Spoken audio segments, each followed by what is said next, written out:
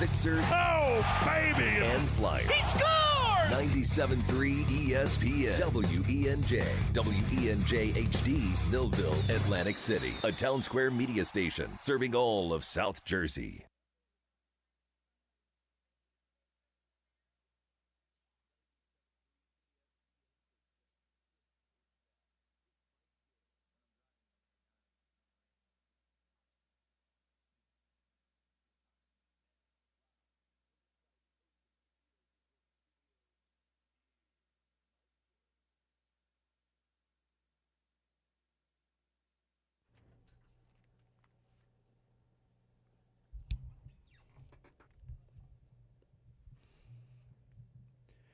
Josh Hennig filling in for Mike Gill here on a Tuesday edition of the Sports Bash.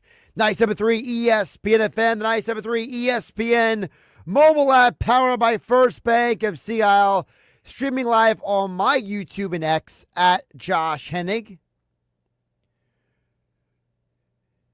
It really is about the game last night because you have a situation where when you're looking at this Phillies team, they have now won 12 of their last 15 games. Think about how wild that is for a team that exasperated so many of us throughout the year for their inconsistency. They finally find some consistency in the last few weeks. How have we gotten to this point? We'll get into all that coming up here on the Sports Bash on 97.3 ESPN. Here's the lineup for today's show. We got Phillies to talk about, Eagles, another injury to discuss. How will that impact the rest of training camp?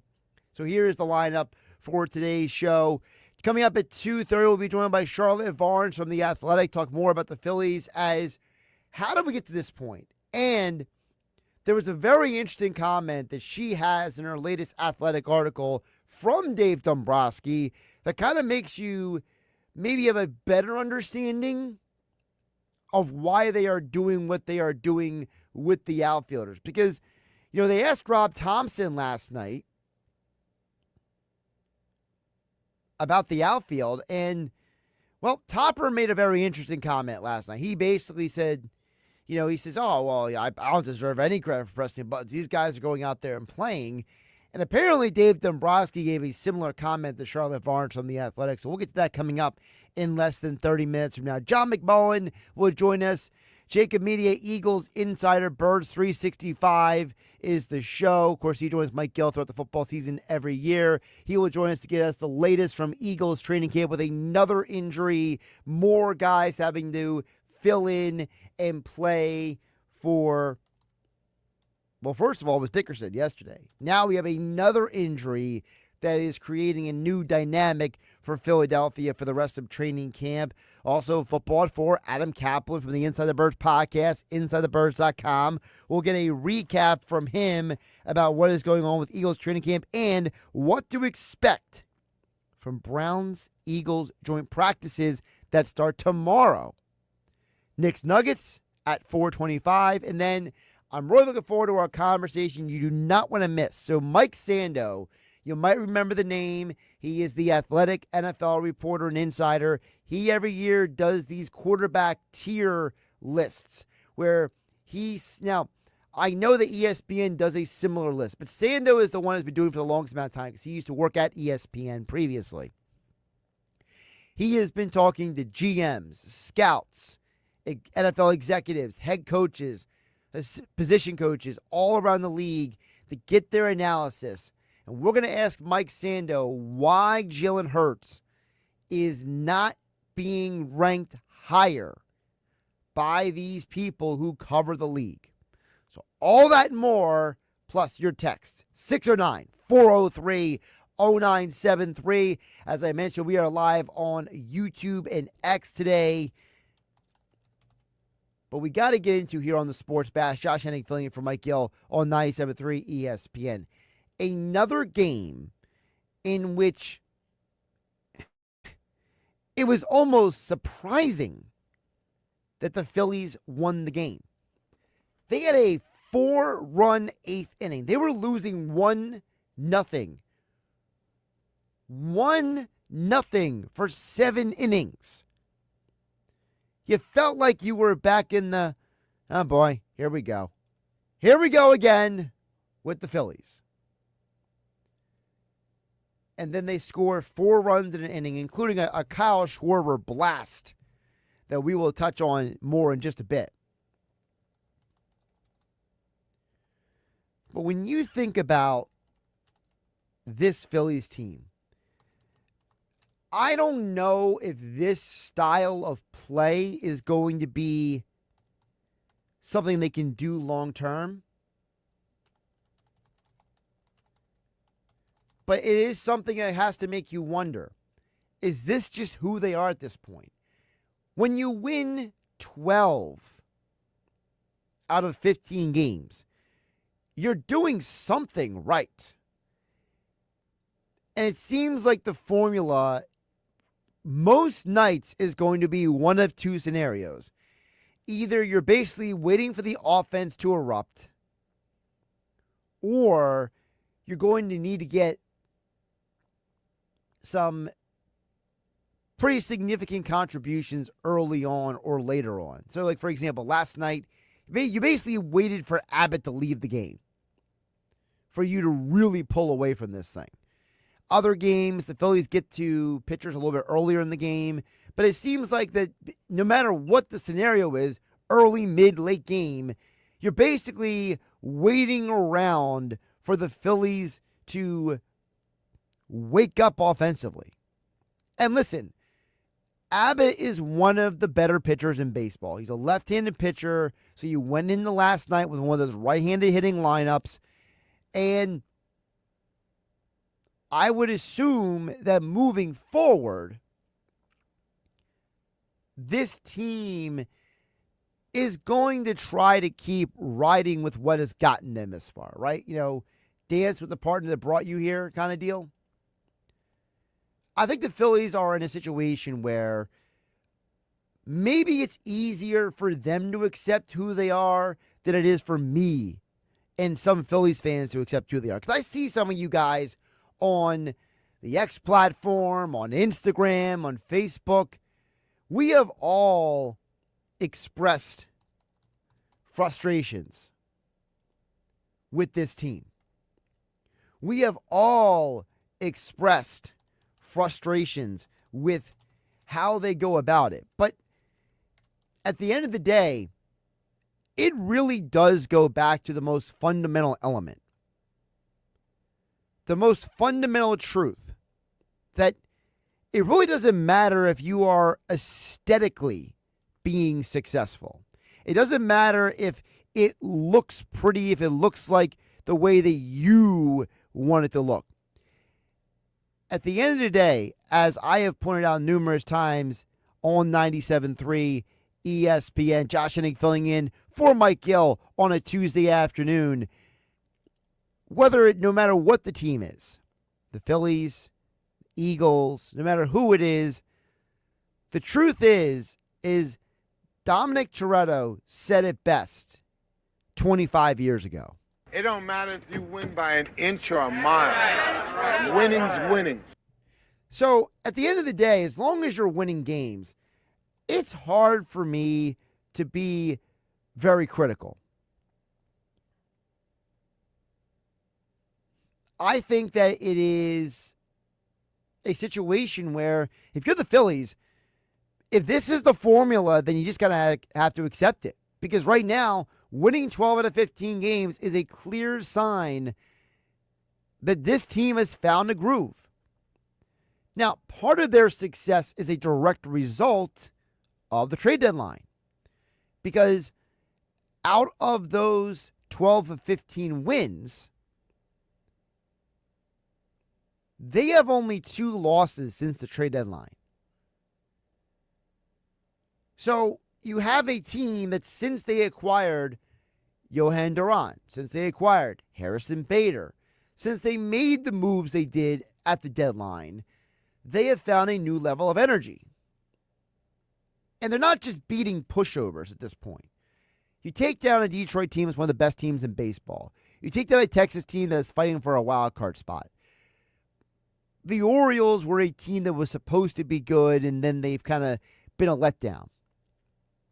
And this series, you're playing a Cincinnati Reds team that they themselves are fighting for a playoff spot. 2 games out of the final wild card position are the Reds.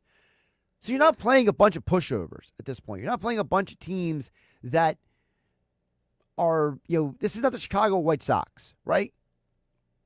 These are teams that are either in pole position for a postseason spot or are fighting for a playoff spot for the most part. And if you can continue to survive this road trip, let's say you win 2 out of 3 in Cincinnati. Now, I hate to say you're going to put it on cruise control, but it kind of feels like that, right? It kind of feels like going into the Washington series this weekend, you can hit the cruise control button a little bit. Now, obviously, Washington still has some talent. Mackenzie Gore is one of the pitchers scheduled for this weekend. But if you're the Phillies, you're riding high with confidence. And a huge part of that confidence, as I mentioned earlier, is that man, Kyle Schwarber. I am at the point where I'm starting to wonder, and you guys can tell me if I'm wrong at 609-403-0973 is the text board. We are live on YouTube and X. Give me a follow at Josh Hennig. If you are an individual who has not conceded or who will not accept that Kyle Schwarber is an MVP candidate, then you're just an idiot. Because when Mike Gill and I talked about this 2 months ago here on 97.3 ESPN, we did it with the idea that we assumed Schwarber would maintain the pace he was on previously. We are now at the point where Schwarber is actually exceeding the pace he was on 2 months ago. Kyle Schwarber is on pace to have career highs in home runs, RBI, and frankly, he needs one more steal to have a career high in stolen bases, which in and of itself is wild. Kyle Schwarber has literally embodied what the MVP award is supposed to be about.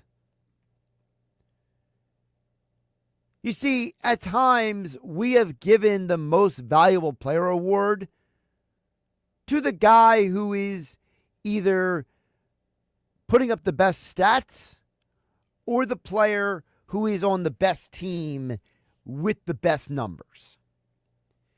And I've always hated that philosophy. I've always hated this idea that we are not always selecting who is most valuable to their team.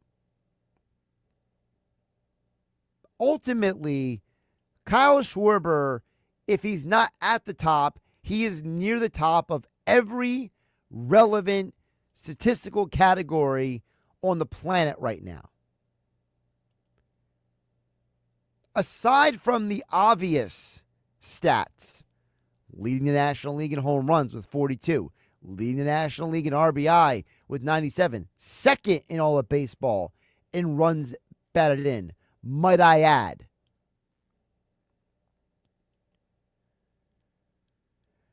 But when you look at his offensive wins above replacement, which is the stat that only factors in your offensive numbers when it comes to analytics,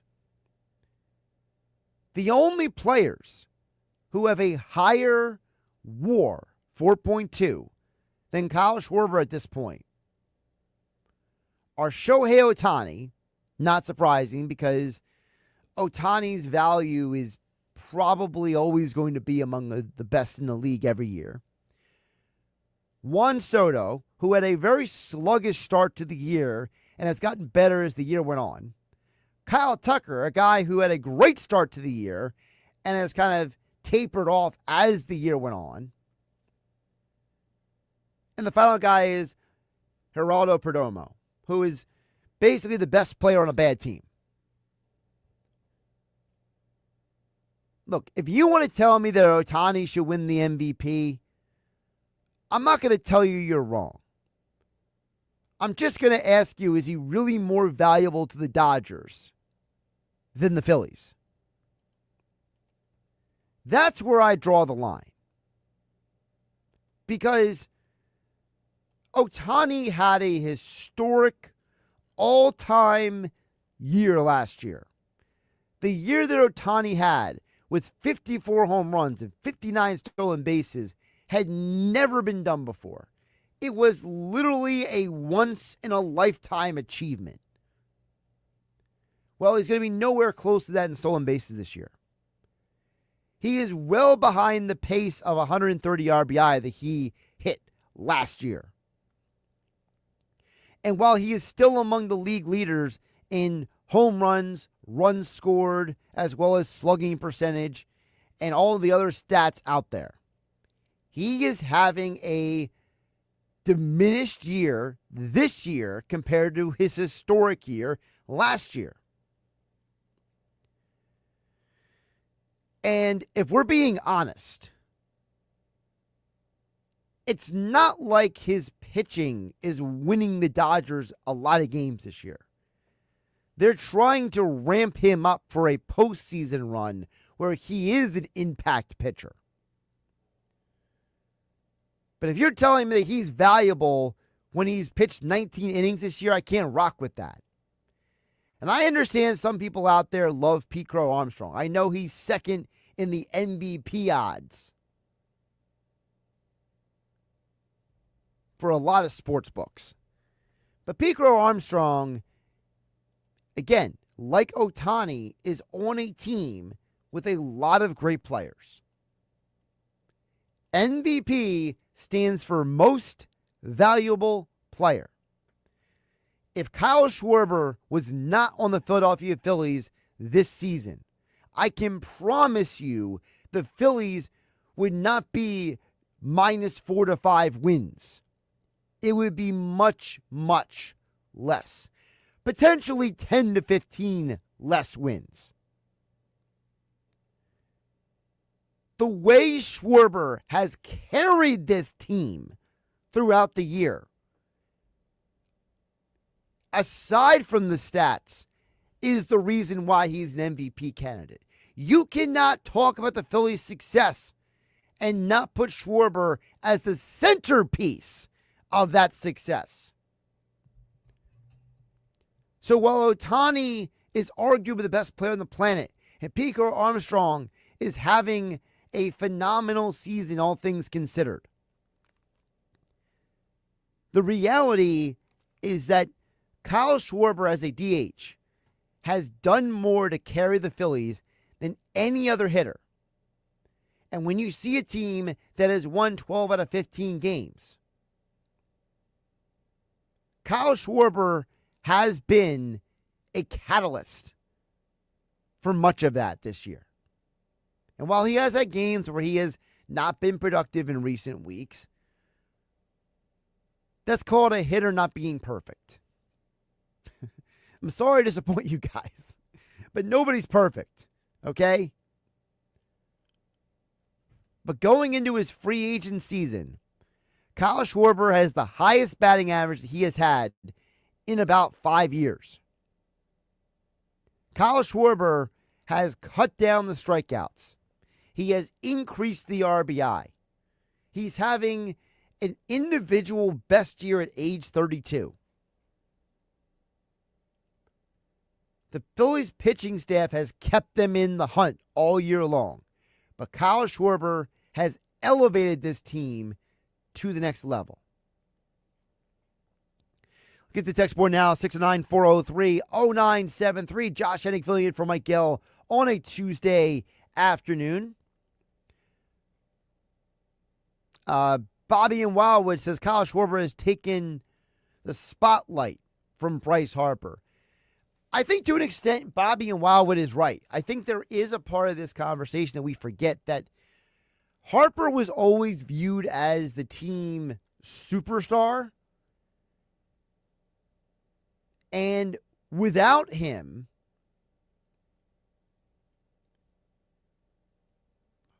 Schwarber has really filled the void.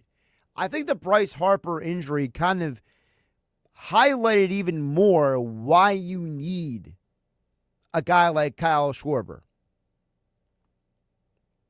And listen, as Dave Dombrowski explained on MLB Network yesterday, I don't think the Phillies fully understood what Schwarber was going to do for this team when they signed him 4 years ago. First of all, he had a down year the 1 year, but he had the pedigree, high draft choice, quality hitter. And the one thing about Schwarber, anywhere that you talked and the homework that you did, he is a leader in the clubhouse. He's a winner. He's a unique person. You're not just going to pay for that, but he has the ability that he has. Plus, he brings those intangibles to the club. So he was somebody that we thought was very important to our organization. We were in a position we hadn't won in a long time. He's a proven winner, and we thought it would be a very important person. But nowhere in there did he say, and we thought he was going to be an MVP candidate. You know, he had the pedigree, he had the ceiling, he was a winner, he had experience. We love him in the locker room. He's a great human being. But this is next level from Kyle Schwarber.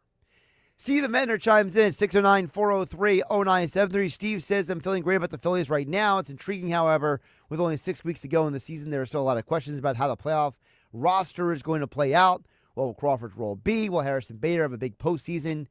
Will Kepler be a bench batter? Will the Phillies continue to run him out there for better or for worse? Who are the 4 starters going into the postseason? A lot of questions still. Well, Steve, if you ask me those questions, I think they're pretty easy. To me, I don't know if Crawford has a role for a playoff run. I'm starting to wonder if this team is just committed to what they got, and maybe they call up Crawford for just the month of September. Just kind of give him a taste of the big leagues. But it really does feel like that when this team is fully healthy, when Alec Boehm comes back, when Aaron Nola comes back, that they kind of already have an idea what they want to be. And I don't know if Crawford actually has a role in all of that. I think Harrison Bader is going to be a much bigger key to all of this. I think that you didn't acquire him just because of his defense, even though that he's had some incredible defensive plays. And I agree with you. I think that Kepler should be a bench bat. To me, their best lineup at this point is Harrison Bader in center field, Brandon Marsh in left field, and then Nick Castellanos in right field. Now, when it comes to the 4 starters, that's going to come down to Nola. What version of Aaron Nola do we get for the next 5 weeks when he comes back up to the big league, Steven Menner? I think that is a big, big, big part of this. Finally, we'll get to Mike in Hamilton chiming in at 609-403-0973. He says, I totally agree with you, Josh, in terms of offense with Schwarber. Having Duran boost the confidence within the whole clubhouse. Best trade I've seen on this make it a long time. I always enjoy listening to you guys. Well, thank you, Mike in Hamilton. Appreciate you listening in. You know, the thing with Duran is that you're right, it does boost the confidence of the clubhouse because guys now look at the bullpen differently. You know, the Phillies have the 3rd best bullpen ERA since acquiring Yohan Duran at the deadline. You know whose bullpen has blown up since the deadline? It's been the Yankees. They try to improve their bullpen, and their entire roster seemingly has gone sideways. So, if you're the Phillies, you definitely didn't just make the right move. You made the best trade for your team and considering the rest of baseball. And I would argue that Yohan Duran is probably the Phillies' best trade deadline acquisition since Cliff Lee in 2009. More your text a little bit later this hour. 609-403-0973. Your DMs into 973 ESPN mobile app powered by First Bank. See how Josh Hennig filling in for Mike Gill here on the Sports Bash on 973 ESPN. Coming up on the other side, Charlotte Varnes from The Athletic. We'll talk Phillies with her coming up on the other side. Dave Dombrowski made interesting comments recently about the Phillies outfield. Does that give us any indication about how Philadelphia will use the outfield moving forward? That and more next. Josh Hennig filling in for Mike Gill on the Sports Bash on 97.3 ESPN. You're listening to the Sports Bash with Mike Gill. And if you're not down with that, we got 2 words for you. On 97.3 ESPN and the 97.3 ESPN free mobile app.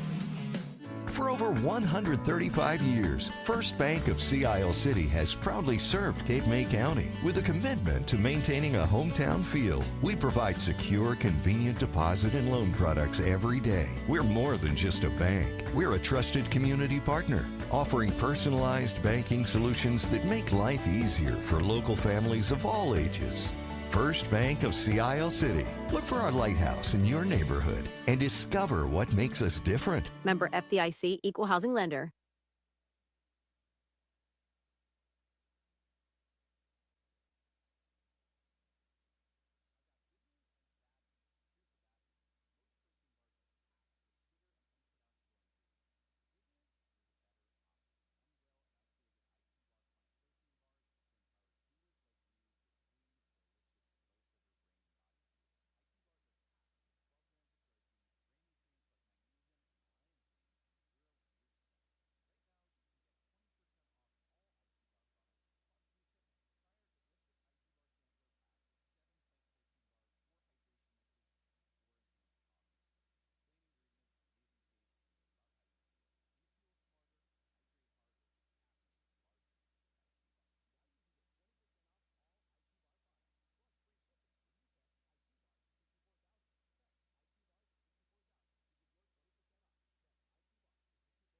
This is the story of the one.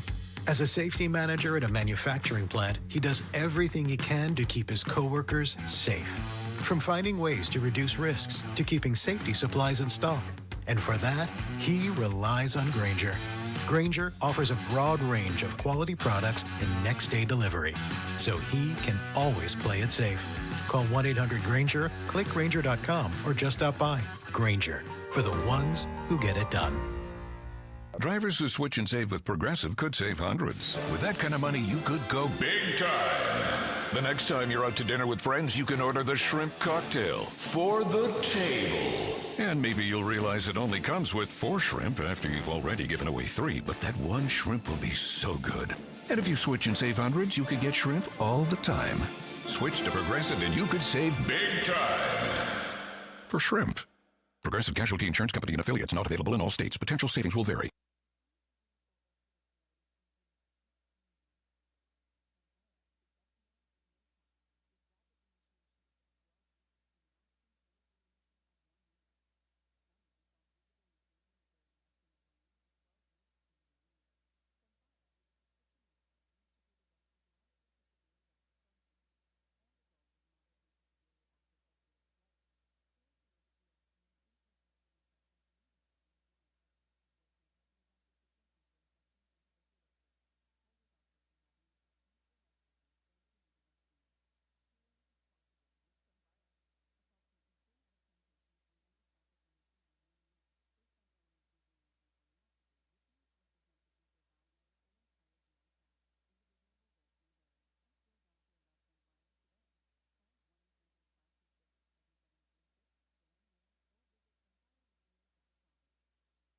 It's the sizzling summer send-off sale happening now at Matt Platt Nissan. Drive home any new Matt Platt Nissan with 0 down. Stuck in a loan or lease? AJ the Trademan can get you released. If you have a job to make $450 a week, you're virtually proven today. Even if your credit is not perfect. MattPlattNissan.com. Unapproved Tier 1 credit through NMAC. Negative equity will be refinanced into new vehicle. Plus tax tag at $589.3. Offers cannot be combined. It's on at Matt Platt Nissan on the Black Horse Pike. Egg Harbor Township. I thought I'd book a trip to Italy to celebrate retiring. We didn't speak Italian. We didn't then. We do now. Because of Babbel. Babbel is the refreshingly easy-to-use app for learning a new language. Babbel uses immersive lessons to teach you vocabulary and grammar in a way that sticks. Save up to 50% on your Babbel subscription when you sign up at Babbel.com. That's Babbel.com. Babbel.com.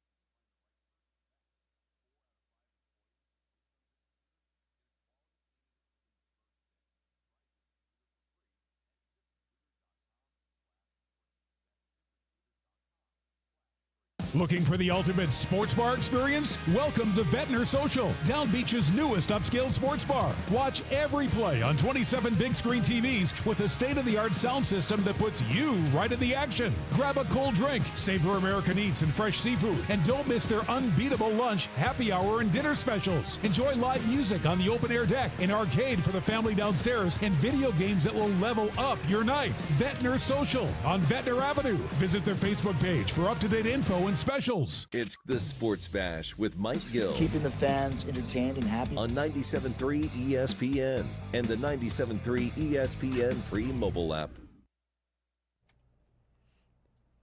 Josh Hennig filling in for Mike Gill on a Tuesday edition of the Sports Bash, 97.3 ESPN.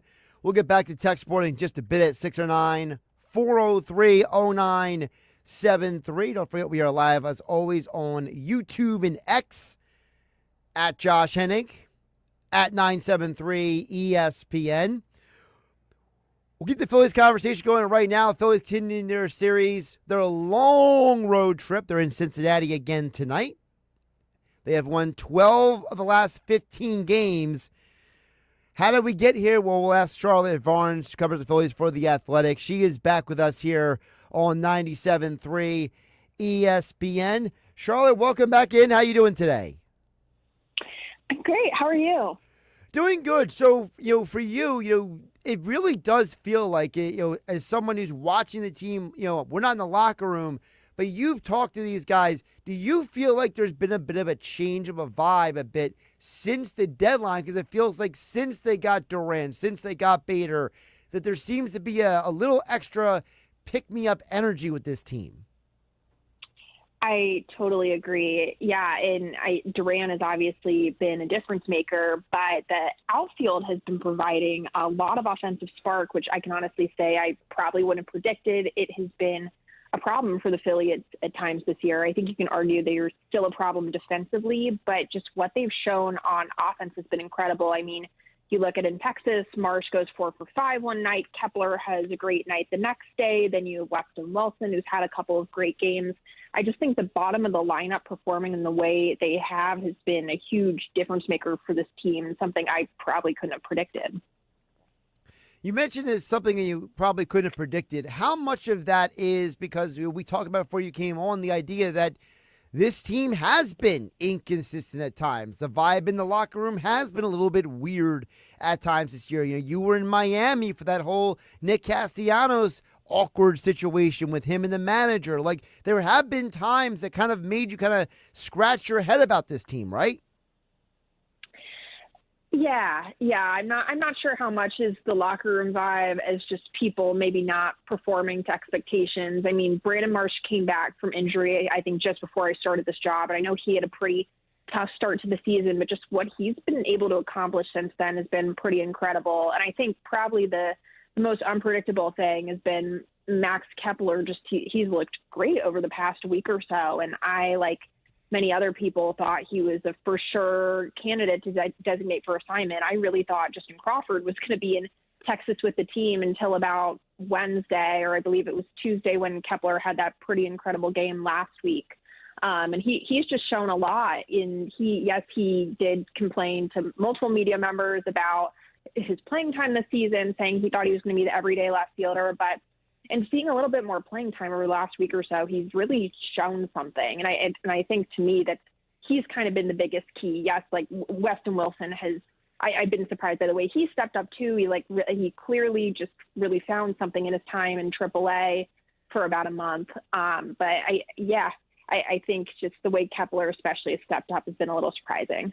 You mentioned about Kepler in the outfield, and that reminded me, I was reading your article about, and you had the quote from Dombrowski saying that, I'm paraphrasing a little bit, where he says, I'm surprised everyone keeps talking about the outfield. I don't know what everyone keeps talking about, which is, funny in and of itself, because it's like, well, Dave, if you look at the numbers, the Phillies actually have one of the worst statistical outfields in baseball before adding Harrison Bader. And it's like now all of a sudden, you see Kepler turning around. Brandon Marsh has been hitting, 312, I believe, since May 2nd or May 3rd. So it's like, this outfield really has started to pick up the pace and has come at just the right time. Yeah, I definitely agree. And you mentioned Harrison Bader. I mean, I just think about the catch he made at the wall in Texas, and Rob Thompson called it pretty unbelievable. And I mean, I had in my story, it's really hard to see any other outfielder making a catch like that. I mean, he's a Gold Glover. He obviously is a standout among the outfielders in the sport, but I just think the spark he's brought on defense can't be overlooked, even as this whole group is turning it around on offense. Just having Bader, if Bader were to eventually be the everyday player, which is not, that the decision has not been made yet, I think that would provide a great spark to the defense. He's so good. Talking with Charlotte Varnes from The Athletic, joining us here on 97.3 ESPN. Josh Hennig filling in for Mike Gill on a Tuesday afternoon. Charlotte, you mentioned also about Bader and his athleticism, and I think what's interesting is that Rob Thompson made the comment after the game last night where they asked him about, hey, you're pushing all the right buttons, and he's like, I don't think I'm pushing the right buttons. These guys are playing well. Like, have we underrated the idea that the Marshes and the Baders and these guys, that they are just stepping up when this team needs them to, and we're not always appreciating the fact that, as fans, Charlotte, fans look at it as, the manager made the lineup, but at the end of the day, the players got to do the job on the field.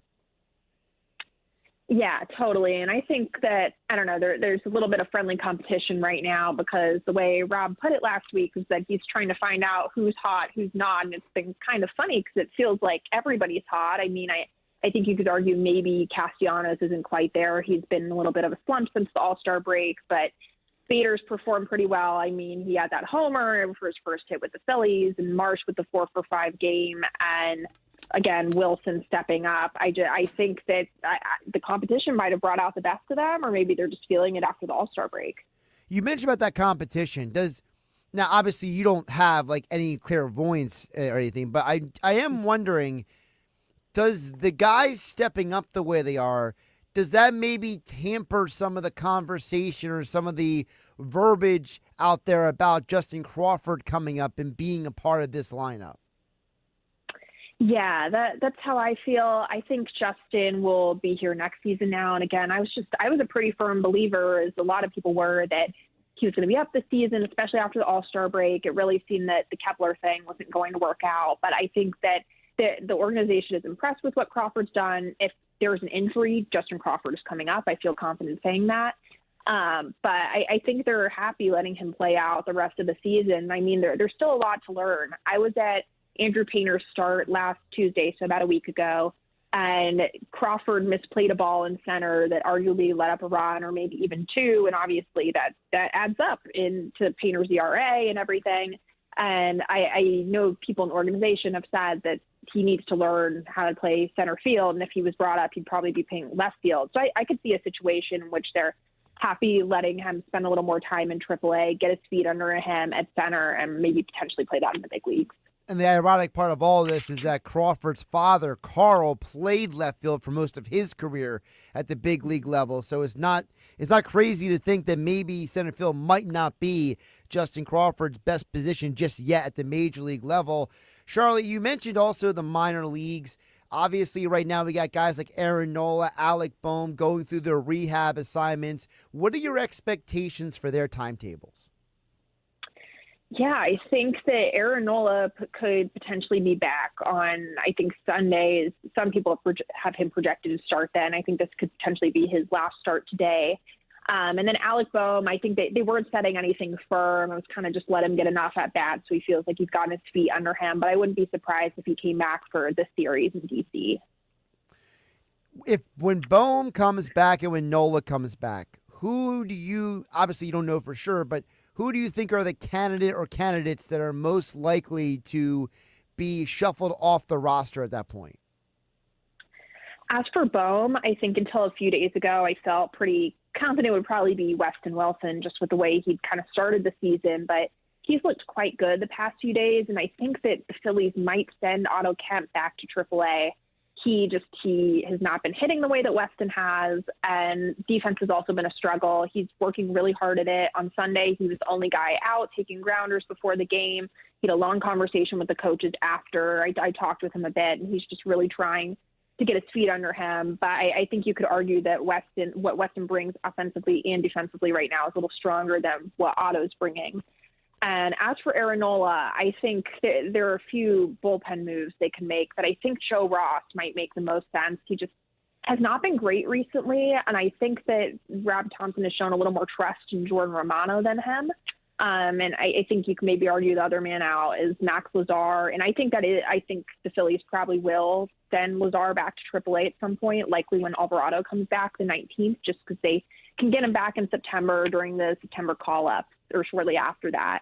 But I think Joe Ross is probably the first move they make. Sign him in the offseason has not been really great, and I definitely think the manager has shown some more trust in Romano and Lazar than Ross. I'll get back to Romano in just a minute because I think it's an interesting conversation. Charlotte Varnes from The Athletic joining us here on 97.3 ESPN.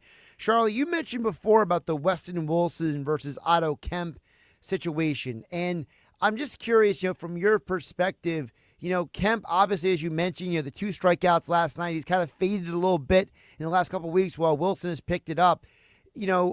How much do you think that Wilson's ability to also play multiple positions plays into this? Because I wonder if Wilson was, maybe not as a versatile player, right? That, Kemp, let's say Kemp was more versatile than Wilson was necessarily. Do you think that would factor in them say, hey, listen, we need somebody who's more versatile and a right-handed bat?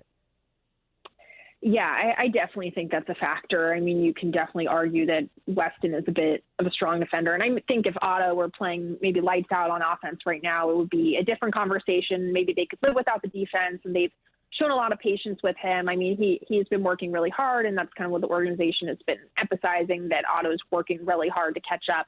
But I just think at this point in the season, I mean, yes, there's many games ahead of the Mets right now, but just as you get into the stretch run, I could see them prioritizing defense, especially as the rest of the defense goes stronger. I could see them keeping Wilson up, and I could see Otto returning again in September, just as I would see Max Lazar if he's potentially sent back to AAA. So I think they could live without having Otto's bat for a couple weeks and then see him back in September. And you mentioned Jordan Romano. I don't want to neglect that because that was a very important name that you brought up, Charlotte, because of the fact that since the All-Star break, since the Phillies came back, Romano really has only had one bad outing. And since they've kind of relegated him to not being in so many high-pressure, crazy, intense situations, aside from the one outing against the Yankees, he's actually been a guy that you can bring into a game, and he's been reliable. So how much do you think that Romano kind of, evening himself out, kind of finding a new role in this bullpen, how is that going to help this team? Yeah, I think it's been huge because, I mean, we all saw earlier this season, where Romano is right now, he is not necessarily the closer or of closer type that the Phillies anticipated he was going to be. I mean, my colleague Mike Gill recently wrote a story, and his velocity is a full tick lower than it was last year when he was playing through injury, which is just incredibly, it's a crazy fact. So it's about the lowest, it's the lowest it's been in several years. And for him to find something and help the team out in the earlier innings, maybe in less competitive situations, is obviously super valuable. And I mean, he was a closer. He spent a lot of time in the league, and he's just a very positive, friendly person. So I could see him just being a good presence in the clubhouse as well. And I think that it's valuable to have someone with that type of experience pitching, even if he is pitching in the 5th or 6th at this point.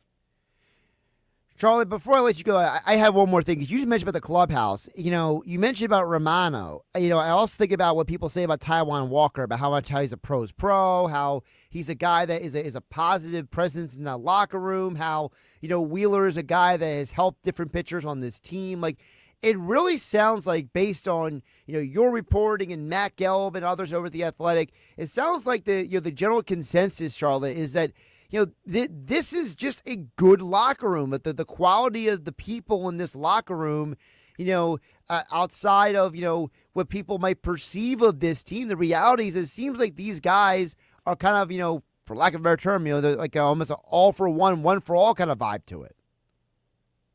Yeah, and I mean, I think you could definitely say it starts at the top with Bryce Harper and Kyle Schwarber for sure. But I think it was kind of a fun scene to watch the other day when David Robertson came back, and obviously a lot of the lineup is the same for when David Robertson was here in 2022. And It was kind of fun. He's just sitting doing the crossword. And Bryce comes over and is like, oh, I didn't know you were here. And they have like a big hug in a moment. Weston Wilson came by, Taiwan hugged him, Dave Dombrowski came by. I mean, I do think there's like a really strong camaraderie in this clubhouse that I feel like can't be overlooked. And obviously that it just seems like they all really like each other, laughing and hanging out together. And I thought that Robertson moment was a good example of that. She's Charlotte Varnes. Check her out in The Athletic, all of her coverage, along with her and her colleague Matt Gelb. If you're not subscribed to The Athletic, well, you should be subscribed like I am to get some of the best Phillies coverage you can find anywhere as the Phillies continue their chase for another deep postseason run. And Charlotte Varnes and The Athletic will be all over it. Charlotte, I appreciate you jumping on today. Talk soon. Great. Thanks so much. Josh Hennig filling in for Mike Gill here on the Sports Bash, 97.3 ESPN FM, 97.3 ESPN mobile app powered by First Bank of Seattle. Don't forget, later in the show, Mike Sando from The Athletic will join us to talk about the QB tiers list that he just published the other day. But back to Tech Sport coming up next. Josh Hennig hanging out with you on a Tuesday afternoon on 97.3 ESPN. It's the Sports Bash with Mike Gill. And I am the voice of the voiceless. On 97.3 ESPN and the 97.3 ESPN free mobile app. It's the sizzling summer send-off sale happening now at Matt Platt Nissan. Drive home any new Matt Platt Nissan with zero down. Stuck in a loan or lease? AJ the Trademan can get you released. If you have a job to $450 a week, you're virtually proven today. Even if your credit is not perfect. MattPlattNissan.com. Unapproved Tier 1 credit through NMAC. Negative equity will be refinanced into new vehicle. Plus tax tag and $589 fee. Offers cannot be combined. It's on at Matt Platt Nissan on the Black Horse Pike, Egg Harbor Township. Oh, no. Ah, that's the sound of someone who's misplaced my debit card. Their debit card. Where'd I leave that thing? Not at the gas pump, or the checkout counter, or the roof of your car. Now, if he has the Chase mobile app, he can use Card Lock. Wait, I could just lock my card. Yep, just a few tippy taps on his phone, and that sound? That's peace of mind from Chase. Chase mobile app is available for select mobile devices. Message and data rates may apply. JP Morgan Chase Bank N.A. member FDIC. Hi, it's me, Flo, here to tell you that with the Progressive Home and Auto Bundle, you get 24/7 protection, so you're covered no matter where the day takes you. Even bad hair day? Yep. And tree branch fell on my car day? Especially that day. Progressive has you covered 24/7 for your home and auto. How about thought it was chicken, but it was tuna day? Or overnight construction outside my bedroom day? Those days too. Great, because that was each day this week. Been there. Well, at least your home and auto are covered every day with Progressive. Progressive Casualty Insurance Company affiliates and other insurers. Not available in all states. Getting directions, texting Janine and shipping, on us. The broken coffee maker? That one's still on you, which means you'll save hundreds for your business and get the fastest mobile service with 5G cellular and Wi-Fi hotspots on us. But hurry, this deal won't last long. Get a mobile plan and free up the budget to maybe, I don't know, fix that coffee maker? Get mobile on us for 1 year, you guessed it, on us. Comcast Business, powering possibilities. Ends 9/22/25. Restrictions apply. New mobile customers only with internet standard service or above. Limited to value of one unlimited intro line apply via 12 monthly internet bill credits. One discount per account. Fastest mobile based on mobile Wi-Fi and cellular data in service areas. Ookla Speed Test Intelligence 2H24. Finding great candidates to hire can be like, well, trying to find a needle in a haystack. Sure, you can post your job to some job board, but then all you can do is hope the right person comes along, which is why you should try ZipRecruiter for free at ZipRecruiter.com/radio. ZipRecruiter doesn't depend on candidates finding you. It finds them for you. Its powerful technology identifies people with the right experience and actively invites them to apply to your job. You get qualified candidates fast. So while other companies might deliver a lot of hay, ZipRecruiter finds you what you're looking for. The needle in the haystack. See why 4 out of 5 employers who post a job on ZipRecruiter get a quality candidate within the first day. ZipRecruiter, the smartest way to hire. And right now, you can try ZipRecruiter for free. That's right, free at ZipRecruiter.com/radio. That's ZipRecruiter.com/radio. ZipRecruiter.com/radio. Ugh, kitchen ants, runaway roaches, a spider. A spider! A spider! Relax, just use Zevo. Zevo insect killer sprays use a powerful blend of mint and rosemary to eliminate those pests and up to 20 other bug types. Plus, Zevo is safe for use around people and pets when used as directed. Just spray the bugs and wipe them away. Zevo, people friendly, bug deadly. With GMF financing to qualified buyers excludes Traverse and Corvette excludes prior sales. Here comes the big one, the once-a-year summer clearance at Bennett Chevrolet. We've got to move every vehicle immediately to make room for next year's models. So while they last, get here now and get your new Chevy at the true GM supplier employee price. Plus, you keep all the rebates, saving you up to 20%. That's 20% off. Stop and think about how thousands of dollars 20% off can be on your new vehicle if you get to Bennett now. And with available 0% financing, you'll have even lower payments. And get this, if you tow, push, or drag in any clunker, you'll get at least 10 grand towards any pre-owned in stock. Yes, a minimum 10 grand. Imagine how much you'll get if it runs. One more thing, Bennett's non-commissioned sales team is the best. No pressure ever, because they're paid based on your satisfaction, not your budget. Hurry in for best selection. Together, let's drive. Bennett Chevy, Egg Harbor Township, and BennettChevy.com. You're listening to The Sports Bash with Mike Gill on 97.3 ESPN and the free mobile app.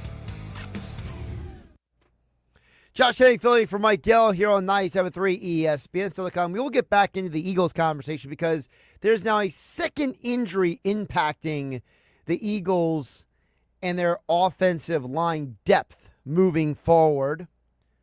But right now, I want to get back to the text board at 609-403-0973. LJ from Millville asks a very important question. I do think it's worth getting into here because he says, if Schwarber wins MVP, do you think the Phillies will still be able to afford to keep him next season? Because to be honest, I don't think they can afford it, says LJ in Millville. I think it's a very important question because Dave Dombrowski was asked a similar question yesterday on MLB Network, and I thought that his answer to that question kind of gives you an idea of what direction the Phillies will be going, whether Schwarber wins MVP or not. This is Phillies President of Baseball Operations, Dave Dombrowski. Well, he's great. I mean, I can't say one bad thing about Kyle Schwarber. He's a tremendous hitter, clutch hitter, leader in the clubhouse. He's everything that you want with the club. We'd love to have him back in the organization for years to come. No, it probably won't be easy, but he's in a situation that he's shined as a Philly. The organization loves him. The fans love him. And I think he enjoys being part of the organization. But then we'll wait and see what happens. But we're welcoming him with open arms by all means. And this is the Dave Dombrowski who has been, shall I say, a little bit, ornery at times when talking about not re-signing other guys, right? The whole story with him saying, well, we offered Hoffman a deal, but he didn't want to be here. And then, his comment about, when they brought in Kepler, they were saying about, he saw how glowingly he talked about Kepler versus how negatively he talked about Hoffman to an extent. And so it sounds like to me that they're going to try everything they can to keep him, LJ in Millville. For Schwarber, I don't think it's just about the dollars, though. I generally don't think that is a guy who's chasing just the dollar amount at this point. Look, I think he understands that there's two converging elements for Schwarber here. One is this is going to be his last big payday, right? He's going to be 33 years old next year. He probably only has about maybe 3-4 more years of high level hitting as a DH. But the other part of it is he seems to be very happy in Philadelphia. You heard Charlotte Varnes say that a lot of these guys, they like each other, they enjoy each other, they enjoy each other's camaraderie. The guys in the locker room love Schwarber. He's a bona fide leader on this team. I think the organization is more likely to spend whatever it takes to keep Schwarber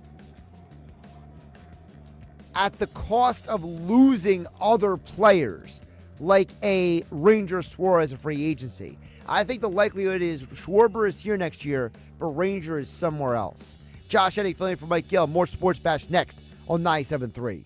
For over 135 years, First Bank of Sea Isle City has proudly served Cape May County with a commitment to maintaining a hometown feel. We provide secure, convenient deposit and loan products every day. We're more than just a bank. We're a trusted community partner, offering personalized banking solutions that make life easier for local families of all ages. First Bank of Sea Isle City. Look for our lighthouse in your neighborhood and discover what makes us different. Member FDIC, Equal Housing Lender. Hot Damn! Twisted Tea Hard Iced Tea just got harder with Twisted Tea Extreme. The hard iced tea taste you know and love, but with an 8% kick of alcohol. Twisted Tea Extreme is made with real brewed tea, goes down smooth, and brings your daytime drinking to the next level. Just look for the bright yellow cans in the cooler and get ready to dial up the fun. Big flavor, extreme kick. Twisted Tea Extreme. Keep it twisted!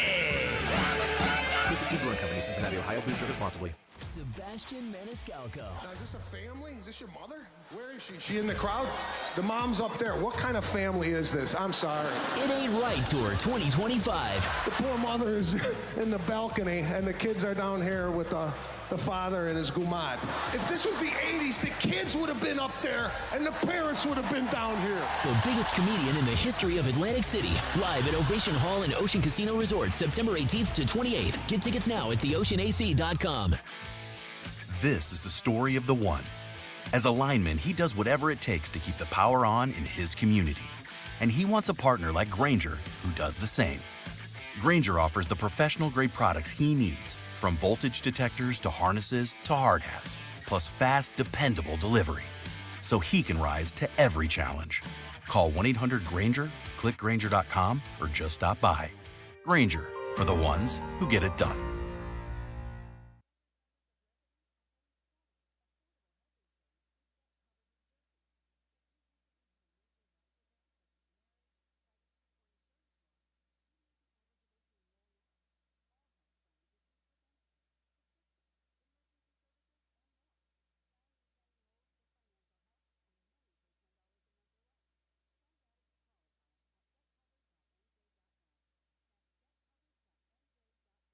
Contact Tax Relief Helpers for details and restrictions. Attention, anyone that owes money to the IRS. Every day, your unpaid tax debt gets bigger and bigger from daily interest. The longer you wait, the more you will end up paying. If you owe $10,000 or more, now is the time to settle your debt before the IRS takes aggressive action, like taking your wages or property. A special toll-free number has been established so you can stop penalty fees, avoid liens, levies, or other hostile measures by the IRS. Call Tax Relief Helpers right now. I got behind on my taxes and owed $48,000. I called and they got my bill lowered to just $3,500. I owed $87,000 in taxes and it was scary. I got the amount I owed down to just $3,500. I saved $83,500. If you owe money to the IRS, don't wait another day. Your tax debt gets bigger and bigger from daily interest. Call right now before the IRS enforces liens, levies, or other aggressive measures. The call and consult are absolutely free. Call now. Call 800-972-4215. 800-972-4215. That's 800-972-4215. Sail on in to Utch's Marina on the Cape May Harbor, your full-service marina located at the east end of the Cape May Canal.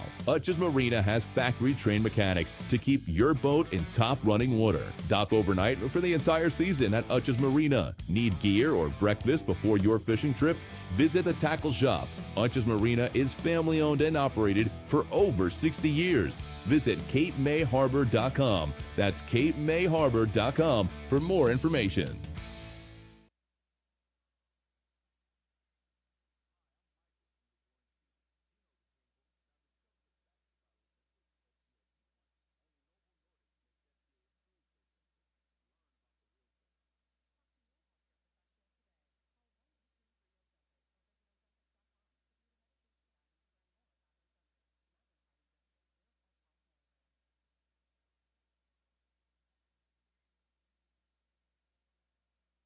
The seafood, extraordinary. The value, tremendous. The sunsets, on the house. It's Yuri's Waterfront Restaurant. Dine indoors, on the deck overlooking the bay, or watch the game at Sliders Bar with a new baseball-themed sliders menu. Enjoy delicious seafood, including Yuri's famous all-you-can-eat crabs, tropical summer cocktails, and daily specials. Yuri's has a kids menu and an arcade. And next to Yuri's is the Boathouse Restaurant. Two great ways to experience the Jersey Shore's best waterfront dining. Yuri's and the Boathouse at the foot of the bridge in Wildwood. Thinking of driving home a new Kia? It's gotta be a Matt Blatt Kia. With 3 locations and over 500 Kias in stock, it's gotta be a Matt Blatt Kia. When it's gotta be a great deal, it's gotta be a Matt Blatt Kia. Visit mattblattkia.com. Home of the Sports Bash with Mike Gill, 97.3 ESPN, WENJ, WENJ HD, Millville, Atlantic City. This is the Sports Bash with Mike Gill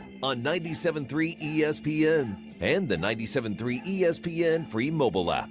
Now live from inside the Ocean Casino Resort Studio, here's Mike Gill.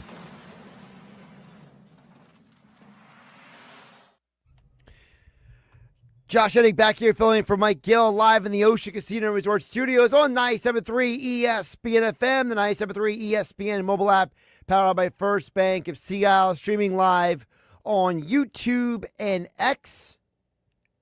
Just give a follow to at Josh Hennig at 97.3 ESPN. Still to come, John McMullen will join us to do some Eagles conversation.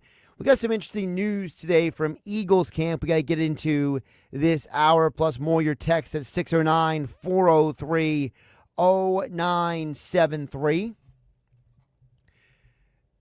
There's some interesting news that came out this morning that we haven't had a chance to get to yet here on the Sports Bash, and we'll go deeper into it with John McMullen coming up. But for those who didn't see the news yesterday, or maybe you're just kind of catching up on certain things, so part of the news cycle has been about particularly Landon Dickerson. So yesterday the news came out that Dickerson is basically, he had a knee injury, but it wasn't serious knee injury. And what's important about all of this is the fact that when you look at this Eagles team, and I wrote about this 973 ESPN.com, for over 10 years, the offensive line has been a staple of this team's success. For over 10 years, one of the key parts of this team's success has been that O-line. So now you come into this year with a little bit of uncertainty. Not just because there's no Mekhi Becton and you're assuming Tyler Steen is going to slide right in and do the job, but it's also the idea that for this team now, without Dickerson for however long he's going to be out, and we'll get into the details of that specifically in just a minute, but it's the idea that now Dickerson, not in practice, presumably at least for the next 4 to 6 weeks, okay?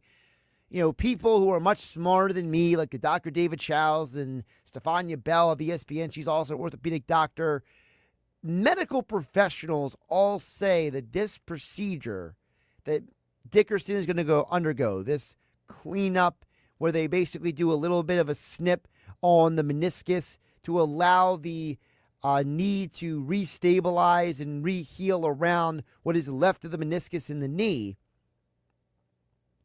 The idea being that this is not something that he's just going to run back out there tomorrow with. He's going to need time to recover.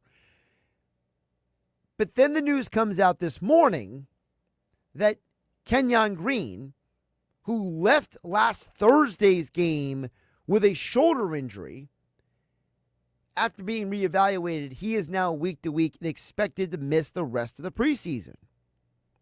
Well, if Green is not out there, and Green would be the presumptive guy to slide in and take those first team reps at left guard, who's left? Well, today the Philadelphia Eagles kind of gave you an idea. At training camp today, they sent out there Brett Toth for the first team reps. For those who don't remember, Brett Toth is the guy who's kind of been tried at every lineup slot for this team. He's played tackle at times. He's played guard. He's gotten reps at center in the preseason. I mean, this guy, they have tried him at every possible position. Well, I would say he was average to below average at tackle. Last preseason, he was horrible at center. And now he's getting reps at guard. This is also a team that's been giving guys like Darian Kennard reps at guard, a guy who is a natural tackle. They signed Matt Pryor this offseason, a guy who could play guard and tackle. And then they also have Trevor Keegan, a guy who was a starter in the offensive line for the national champion University of Michigan. So while it's good news that Dickerson is not going to be out for, 4 to 6 months, it's exhausting to know that now you have a team that is going to go into inter-squad practices with the Cleveland Browns on Wednesday, Thursday. They have 2 more preseason games, and now they're shorthanded at guard. So I'm going to be curious to see how they handle this moving forward, because if you're practicing against the Browns and your ones versus their ones, well, who is the defense coordinator for your Cleveland Browns? It is Jim Schwartz. And for Eagle fans who might remember, Jim Schwartz is the kind of coordinator who is unafraid to tell his guys, go get the quarterback at all costs. And now you are down to what is the equivalent of your 3rd or 4th string offensive guard.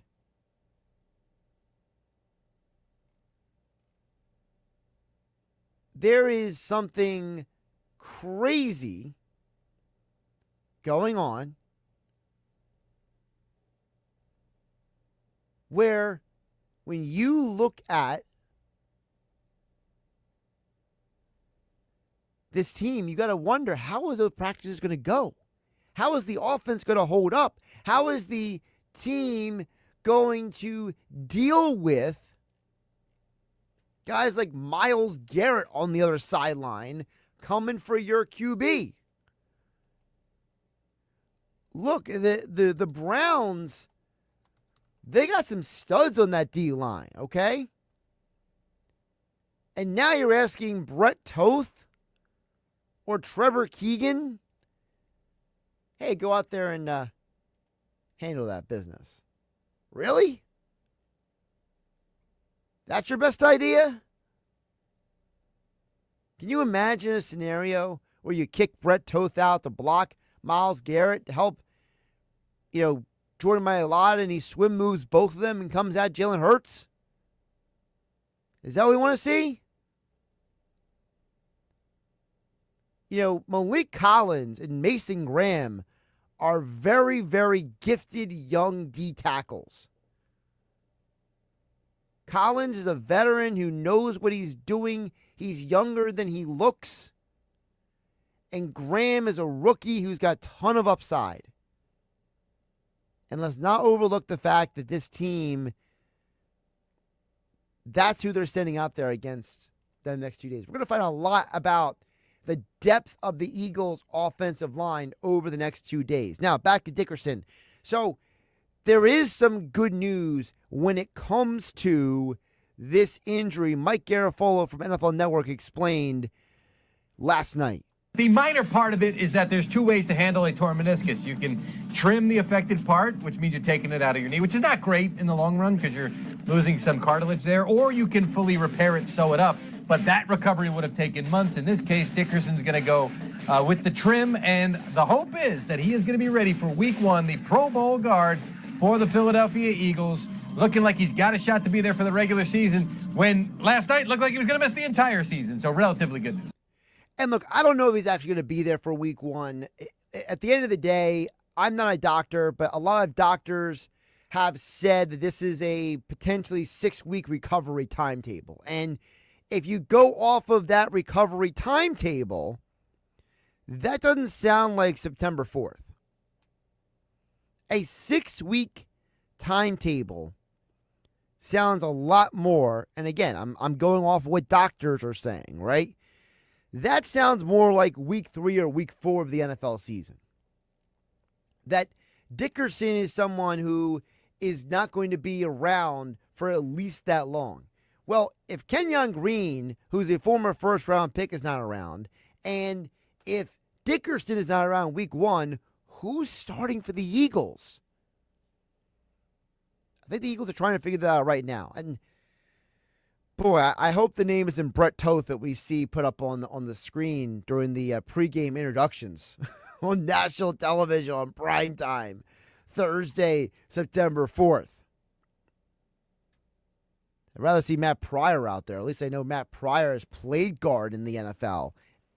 Not saying Matt Pryor is the best option, but he's better than Brett Toth. And that's why the Trevor Keegan thing is interesting to me, because the latest Eagles depth chart has Keegan as the backup right guard behind Tyler Steen, not the backup left guard. Left guard, a position that he has much more experience, is that a position that he played in college. So it's very, very, very interesting that when you're now looking around at the Eagles, I know that there is conjecture in the city of Philadelphia that Dickerson can be back. There's no guarantee he's going to be fine in basically 3 weeks. He's over 300 pounds. He's a big boy. That's a lot of weight and pounding that you take on your knee. And by the way, let's say he rehabs in 3 weeks and he's Wolverine and he recovers at an epic pace. Doesn't mean he's going to be in condition to play a whole game. He might not be ready yet. Now, I will say, a guy who's played in the NFL, I've never played offensive line in the NFL, but Damian Woody had the same injury that Dickerson had, and he even says that this Dickerson injury is good news. This is Damian Woody on ESPN television. Great news all the way around for Philadelphia. Great news. Again, like you mentioned, I had this injury. Literally had it shaved down. I was back. I missed one game. That was it. What a dog. Dang. Yeah, you know, I mean, not to toot my own horn, but no, this is great for Landon Dickerson. Yeah. Obviously, we've talked about one of the best guards that we have in that game, and to be able to, possibly go into the opening game intact would be great for Philadelphia. Mm-hmm. Listen, again, Damian Woody, big man, played offensive line. Super Bowl champion, played at a high level. I believe Damian Woody was, a one-time or two-time All-Pro as an offensive lineman. I got to look that up really quick. But, that guy, if that guy's telling you, hey, this is not serious, don't worry about it, I think it's not serious, don't worry about it. Damian Woody was a multiple-time Pro Bowl selection. Okay, it was not an All-Pro. But still, this is the guy who's a multiple Super Bowl champion. This is the guy who started almost 170 games in the NFL. If he's telling you that Dickerson's going to be fine, he's going to be fine. Now, again, I just warn you, just because Damian Woody and Mike Garafolo say that this is going to be a quick turnaround, I don't necessarily know if that is actually going to be as quick. Because, one, the way Dickerson went down, if you go back and watch the footage from Sunday, it was very awkward. Very awkward. So, I think that in that case, I don't know what they're going to find when they get in the knee. Because if they're going just for that trim, as they're calling, if it's just a cleanup, it might not be as simple of a recovery, okay? And we all know the Eagles, they are not going to allow Dickerson to come back any earlier than he needs to, because they need him for the season and the postseason. You don't necessarily need him for week one. That's the caveat with all this. 609-403-0973 is text board. Josh Hennig here in the Ocean Casino Resort Studios. 3 o'clock out of the Sports Bash being brought to you by Broadlee's Plumbing, Heating, and Air Conditioning. Broadlee's is your trusted source for heating and plumbing service and installation for generations. Call them at 609-390-3907 or visit them online at broadlees.net. Text in and leave their name. They say on the text board at 609-403-0973. I let Matt Pryor take a swing at it. Work with Stoutland before week one. That would be my best hope. Without looking at the schedule, I would sit Dickerson for at least 2 games. Well, again, to me, I don't think it's about the schedule. I think it's about just, it's better to be careful. I had a doctor, an orthopedic doctor, tell me years ago with some of my own injuries. I know Mike Gill likes to joke about that I've had every injury known to mankind. I haven't, but I know it sometimes feels like it. But I've had my own injuries over the years, and I know that I've been told in the past, the moment you start feeling better, take an extra day, take an extra week, because just because you're feeling better doesn't mean you're 100% back. So I look at the Landon Dickerson thing as he may feel good enough to play in 3 to 4 weeks, but I don't know if that means he's going to be 100% ready to go. Now, to your question about the schedule, Cowboys week 1, then you play 10 days later in Kansas City. After that, September 21st, home against the Rams. My working theory right now, based on everything I've read and heard, Texter, is that I can definitely see Dickerson sitting for at least the first game. The second game, I'm not 100% sure on. Because again, that Kansas City game is 10 days after the first game. On top of that, you're playing a Kansas City Chiefs team. A Kansas City Chiefs team that's got guys like Chris Jones, George Karlaftis. They got a very, very, very good defensive line. They got one of the best D-lines you could argue in all of football.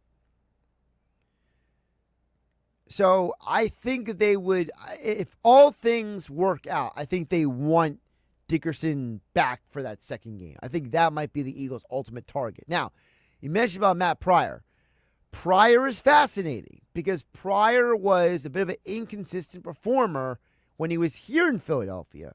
But after leaving Philadelphia, he kind of came into his own. He kind of started finding himself and became a more reliable swing offensive lineman for teams like the Colts and the 49ers. And then last year, the Bears. He was arguably the Bears' best offensive lineman last year. That's how bad the Bears' offensive line was. So I tend to think that Pryor now as a, what is he, 31 years old now? Let me look it up real quick. Okay, he's turning 31 later this year, so he's still 30 years old. At his age, he's probably way more prepared and advanced and experienced to handle stepping in than he would have been back in 2019 and 2020 when he played for the Eagles the first time around. So to me, I think that you are right, Texter. I think Matt Pryor does make the most sense to play that position. But for whatever reason, they're giving Brett Toth opportunities. Now, I don't know if they're giving Brett Toth opportunities because he has shown them something in camp. You know, we're not every day at training camp. We don't see every workout, every drill. We don't know everything that goes on. So my working theory is maybe Brett Toth has shown them something that I don't know about, and that's why they're going with him. But I tend to agree with you, Anonymous Texter. I think that Pryor makes the most sense. Robbie in Little Lake Harbor chimes in at 609-403-0973. Says, it is always better to be careful with knee injuries. If you come back too quickly, you might get injured again. Robbie, you're 100% correct. I know as someone who has my own slew of knee injuries, there is nothing. That's why I said the idea is you always want to be extra careful than speed back, get right back out there. No, there are some parts of the body that you can get away with that. There are some parts of the human body that you can, shall I call it, that you can kind of skirt the recovery process. You can, maybe put a curve on that timetable and come back sooner. They always say that, if you have a broken finger or you have a torn ligament in your hand, that if it's one of the primary four fingers, your pointer finger, your middle finger, your ring finger, or your pinky finger, that those fingers can, you can tie them together, you can tape them together, and they'll be fine. There are other situations where, if you sprain your wrists, there's different timetables depending on what sport that you play. Obviously, playing football would be much different than if you were a hockey player, let's say, when it comes to your wrist. The hockey's famous for the lower body, upper body for this reason, because, these injuries have all different kinds of timetables. And I tend to agree that the knee is something you've got to be extra careful with, because, again, as someone who has injured both of my knees, I have injured ligaments, meniscus, everything in both knees at this point. And I can tell you that if you're not careful, if you don't take the extra time, Robbie from Little Egg Harbor is right. You will injure it again in some capacity, whether it is re-injuring the same body, not the same body, the same ligament, whether it is hurting another ligament or another part of the knee structure that is going to destabilize because of what you're doing. And don't forget, Robbie, Little Egg Harbor, the big part of this conversation has not been talked about enough. Dickerson tore both of his ACLs in college. This is a guy who tore the ACL in both his right and left knee at different points in time in his college career. Part of the reason why he transferred from Florida State to Alabama was because of these injuries, because he kind of wore out his welcome in Florida State and Tallahassee. And then he injured himself again with Alabama, but Alabama was a little bit more understanding, and they worked with him to get him back on the field. So I tend to look at this as I'm with Robbie in Little Egg Harbor. I think you got to be careful. Don't come back too quickly. Just because Damian Woody came back after just 1 week doesn't mean everyone can do the same. So I would anticipate that Landon Dickerson is not on the field week 1 against the Cowboys. Now, beyond that, the variables are endless. I don't know if he's the fastest healer, if he's a slow healer, if he is somebody who, is willing to, how should I put this? Is Landon Dickerson willing to tell people, I'm fine, I'm fine, I'm fine, and maybe downplay because he has high pain threshold? Or is he someone who is going to say, I've had knee injuries in the past, we got to be careful? So I would assume that the window for Dickerson to come back is somewhere between week 2 and week 5. That's kind of the window we're talking about. It's september around 4 to 8 weeks for this recovery. And while some people are looking at Dallas Thursday, September 4th, I tend to think it's probably more closer to September 28th, October 5th for his return. And by the way, don't forget, you hear every Eagles game from the preseason to the regular season to the postseason right here on your home for Eagles football, 97.3 ESPN. Josh Hennig filling in for Mike Gill on a Tuesday afternoon. Coming up on the other side, John McMullen will join us, Eagles insider, Birds 365. He will tell us the latest from Eagles camp, his thoughts on Brett Toth getting reps at left guard with the first team. Also, John's perspective. He will talk to us about everything going on heading into inter-squad practices. Eagles and Browns practice against each other Wednesday and Thursday ahead of their big game. Not big game, it's a preseason game, but still, it's football. Saturday. Merrill Reese, Mike Quick call the action. Pre-game coverage follows Billy Schwein in the locker room at 12 p.m. this Saturday. And then 1 p.m. is kickoff.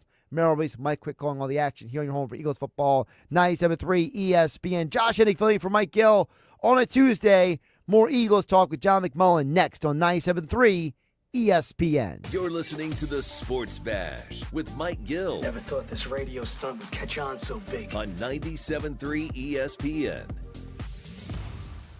Celebrate the final month of our construction reduction sales event at Matt Black Kia with 0 down, 0% financing, and 0 payments for 90 days. That's right, 0% APR for 48 months on every clearly marked Kia in stock with 0 down and no payments for 90 days. Plus, get up to $3,000 over book value for your trade with the purchase of any new Kia. Stuck in a loan or lease? Matt Black Kia wants to get you released. If you have a job clearing $450 a week, then we want to get you approved today. And with our 4-day love it or leave it return policy, you simply can't make a mistake at mattblackkia.com. It's gotta be a Matt Black Kia. Call 215-703-8526 for details.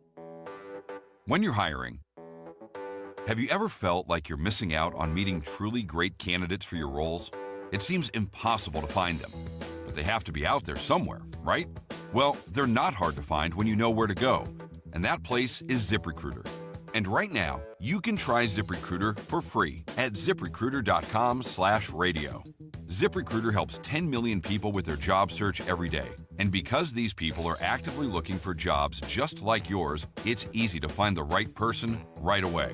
In fact, 4 out of 5 employers who post on ZipRecruiter get a quality candidate within the first day. But if you're not using ZipRecruiter, you're missing out. So see what it's like when the impossible is easy. When you go to ZipRecruiter.com/radio right now to try ZipRecruiter for free. Once again, that's ZipRecruiter.com/radio. ZipRecruiter.com/radio. Never miss out on great candidates with ZipRecruiter. Do Crohn's disease or ulcerative colitis symptoms keep coming back? Tremfya, guselkumab, may help, with rapid remission achieved at 12 weeks and lasting clinical remission at 1 year. Some even saw visible improvement of their intestinal lining at 12 weeks and 1 year. Tremfya is a prescription medicine used to treat adults with moderately to severely active Crohn's disease and adults with moderately to severely active ulcerative colitis. Serious allergic reactions and increased risk of infections and liver problems may occur. Before treatment, your doctor should check you for infections and tuberculosis. Tell your doctor if you have an infection, flu-like symptoms, or if you need a vaccine. Healing is possible with Tremfya. Approximately 3 out of 10 patients were in endoscopic remission at 1 year, based on areas visualized on colonoscopy, which may not represent the deeper bowel layer or entire GI tract. Individual results may vary. Ask your doctor about Tremfya today. Call 1-800-526-7736 to learn more or visit tremfyaradio.com.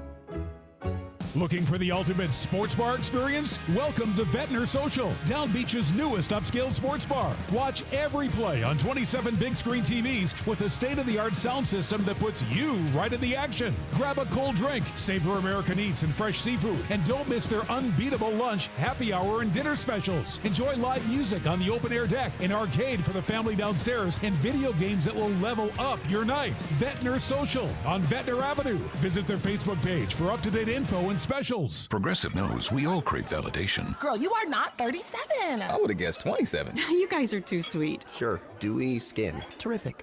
Is something wrong, Ned? Why would you ask? Just because today marks my 10th anniversary without a car accident or even a speeding ticket? But somehow, tonight's all about your skincare.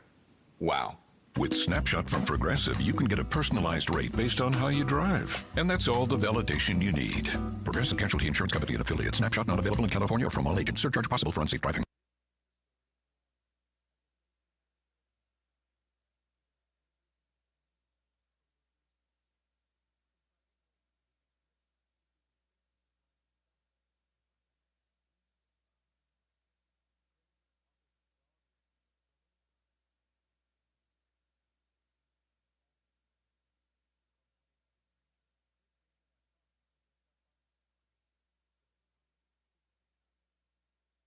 Moms and dads, do you wish you could know where your kids' shoes are at all times? Now you can with Skechers' newest Apple AirTag compatible sneakers, Find My Skechers. There's a clever hidden AirTag compartment under the shoe's insole. It's sleek, secure, and your child can't feel or see it. Then you can check where your kids' shoes are on the Find My app. Plus, they're available for boys and girls. Get Find My Skechers at Skechers.com, a Skechers store near you, or wherever kids' shoes are sold.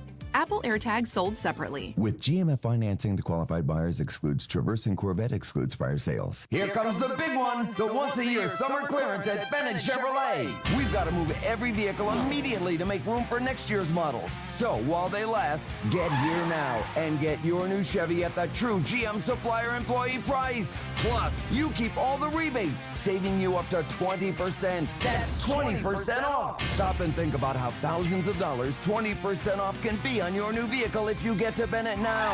And with available 0% financing, you'll have even lower payments. And get this, if you tow, push, or drag in any clunker, you'll get at least 10 grand towards any pre-owned in stock. Yes, a minimum 10 grand. Imagine how much you'll get if it runs. One more thing, Bennett's non-commissioned sales team is the best. No pressure ever, because they're paid based on your satisfaction, not your budget. Hurry in for best selection. Together, let's drive. Bennett Chevy, Egg Harbor Township, and BennettChevy.com.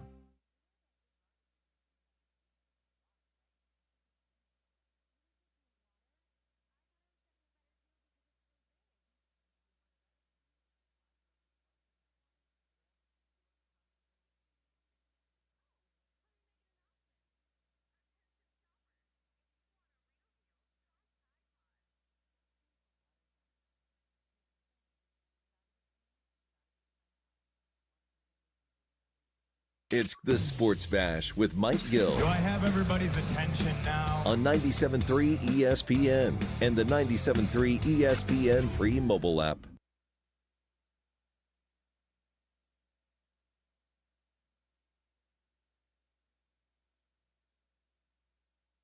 Kevin Stefanski's plan has been to get his veterans reps heavily in joint practice like they have versus the Eagles this week and let the rookies play in the preseason game. And so I anticipate that being the same, where you're seeing a lot of Shador and, if healthy, a lot of Dylan Gabriel, and another audition maybe to see who can be number 2 and number 3 among that group in this quarterback race. Interesting insight there from Cameron Wolf, who covers the NFL for NFL Network, talking about the plan of the Browns this week at training camp. The Browns' plan is they're going to go first teamers for the 2 practices and then just play the backups on Saturday, which means you're probably going to see Shador Sanders. You're probably going to see a lot of Shador Sanders on Saturday during the preseason game. 1 o'clock kickoff, Eagles and Browns preseason action. Here the game right here on 97.3 ESPN. And that's pretty much predictable. You know, you heard Nick Sirianni say the other day that, they basically have a lot of familiarity, he said, with a guy like Kevin Stefanski, that him and Stefanski have done this a few times together. So let's dig deeper into what to expect this week at training camp and the latest news on who is injured, who is not at Eagles training camp with John McMullen. Birds 365 is on the JAKIB Media YouTube channel. And, of course, he covers the Eagles for years. He's a frequent guest on the Sports Bash. He joins me now. Josh Hennig filling in for Mike Gill on 97.3 ESPN. John, welcome in. How you doing today? Doing well. Thanks for having me, Josh. I appreciate you jumping on. Before you came on, we were listening to a clip from Cameron Wolf from NFL Network. He was saying that, Stefanski's plan this week for the inter-squad practices is basically go heavy with the ones for Wednesday, Thursday, and then go all second and third teamers on Saturday. So it sounds like, Stefanski and Sirianni are of similar minds when it comes to this week. Is that right? Oh, yeah. You're not if you're expecting to see the Eagles stars in the preseason game, you're going to be sorely disappointed. That's their history. They use these joint practices. The key players will get to work there, and the game will be for the, not even the key reserves, for the lower level guys on the roster, and give them an opportunity to get some film, and not only for here but around the league. So, that's the way the Eagles have been doing it for years, and Cleveland is doing it the same way, and there's no coincidence that the two teams have had joint practices quite a few times over recent years. So what are some of the, what are you going to be looking for Wednesday and Thursday when they have the inter-squad practice? Like, what are some of the matchups, some of the players or positions that John McMullen is going to be zeroing in on? Well, number one, Myles Garrett, the last time he was there, complete. I don't think I've ever seen somebody single-handedly wreck a practice, but that was Myles Garrett last time they had joint practices in Philadelphia. They, too, he sat the second day, and the Eagles certainly looked much better. They couldn't block Myles, so that's going to be interesting. I do think you're going to hear a lot of, hey, the Eagles' defense looked pretty good against Cleveland because Cleveland's having some serious quarterback issues. Joe Flacco, likely the starter, week one starter. Kenny Pickett's been hurt. A lot of talk about Shedeur Sanders, but, he's fourth on the depth chart to Dylan Gabriel. So they got a lot of quarterback issues, and when you have that, there's going to be some trouble. So I think maybe you hear some artificial good news about the defense. But Jim Schwartz's defense in Cleveland is still pretty good, and that should be a good test for Jalen Hurts and company. Yeah, and don't forget they got that, aside from Myles Garrett, they got guys like Malik Collins and the draft pick Mason Graham. So they got some boys up front, which is why it's interesting, John, what's going on with the Eagles' offensive line. Landon Dickerson, we got the quote-unquote good news that he's not going to be out for months. It's going to be more weeks is the timetable for his return. But then, John, the news this morning drops that it's Kenyon Green as well week to week. And then today at practice, good old Brett Toth was taking left guard reps. So talk to us about what is going on with left guard in training camp. Yeah, I mean, Brett's been the primary backup to Landon over the past week to 10 days anyway, because, ever since Kenyon's gone down, it's gone in that direction. So no surprise he got elevated. I think, if Landon had a more serious injury and was going to be out for a long period of time, I think you would have seen some shifting, some moving parts. But the Eagles hope he's going to be back by week one. That might be a little optimistic, but either way, it's going to be early in the season. And from that standpoint, you just try to cobble through and not do all these drastic changes and affect 2 or 3 positions even at once. So Brett Toth got the first team reps at left guard today, but they did make one change, and that's Darian Kennard. Got the second team left guard reps. He, in the first 12 practices, had played exclusively on the right side, right guard or right tackle. So they didn't make that shift, and I do think if it comes down to week one and Landon's not able to play, I think over the next few weeks you'll see Darian Kennard progress and probably have a chance to win that short-term job. Talking with Eagles insider John McMullen, of course, JAKIB Media's Birds 365. Watch on the JAKIB Media YouTube channel each and every day. John joins Sports Bash, obviously, throughout the year here on 97.3 ESPN. John, you just mentioned Kennard. I know Kennard is a guy the Eagles have really liked for the last couple of years. From what you've seen and heard, what makes him so appealing to this coaching staff? Well, number one, as always, Jeff Stoutland will tell you when it comes to a backup, it's versatility. So, it's been interesting. I mentioned those first 12 practices. He started out as the backup right tackle to Lane Johnson, and Matt Pryor was the backup right guard to Tyler Steen. And over recent days, they flipped that, and Kennard has been getting work inside, Pryor outside, as they try to cross-train him and get him ready for as many positions as possible. Because if you're a game day backup, you might have to play in multiple positions, not in the game, but could be the right guard, could be the right tackle, could be the left guard, et cetera, and you might have to be thrown into that mix. So he's very versatile from their standpoint. They think he can handle either right guard or right tackle. Now they're trying to expand that to the left side. We'll see how it goes. But that's number one when you're talking about backups, is that versatility. And they've liked him for a while, and part of it has to do with that ability to play multiple positions. What do you think is the reasoning for guys like Kennard and Toth getting some of these extra reps with the first and second teams instead of or over what I would assume would have been Matt Pryor's potential opportunities?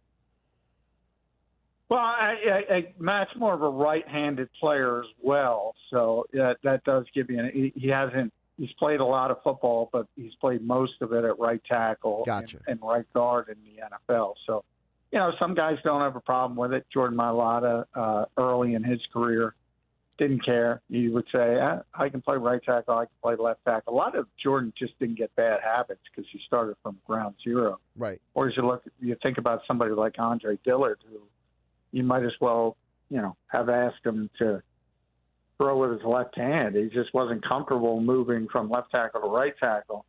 And he actually compared it to going to the bathroom and doing your business with the other hand. It's very difficult for some people. So Matt is more accomplished, no doubt about it. He started a lot of NFL games, and if it were the right side, and if Landon was out for a lengthy period, I do think you would have seen them move Tyler Steen from right guard to left guard and insert Matt Pryor at right guard. I think that's how they would have handled a really serious injury to Landon Dickerson.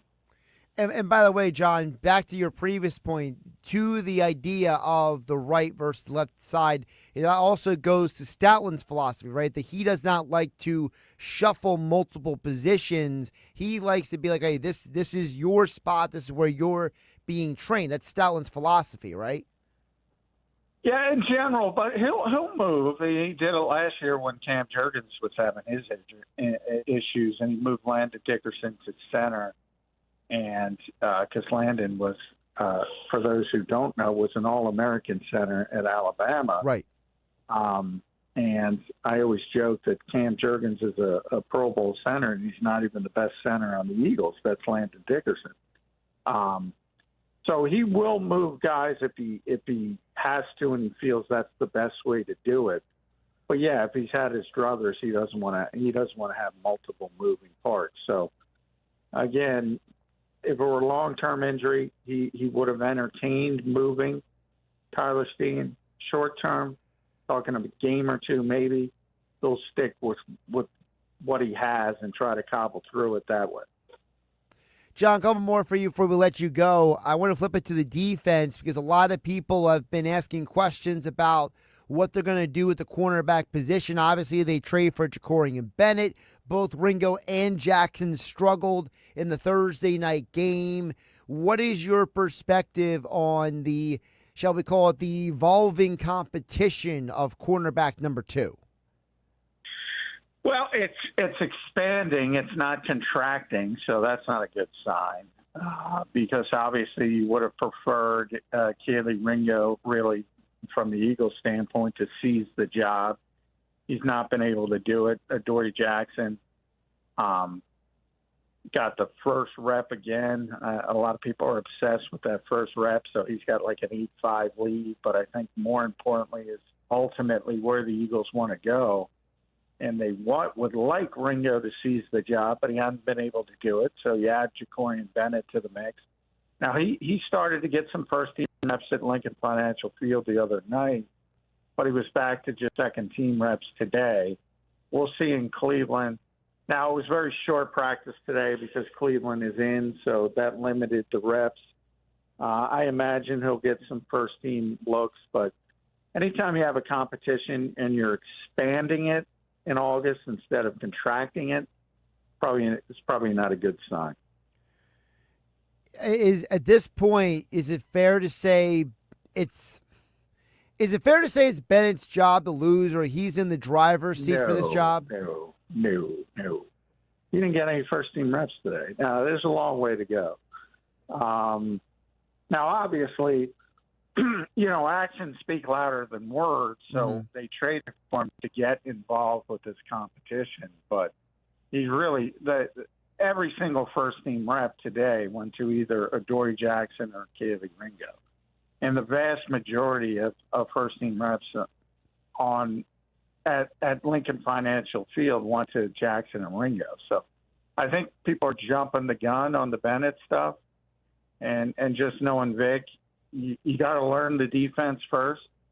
Now, ultimately, he'll get an opportunity. I can't tell you when that comes, but right now, he's still learning things, and they're sticking his toes in the water, not throwing him in the deep end. Gotcha.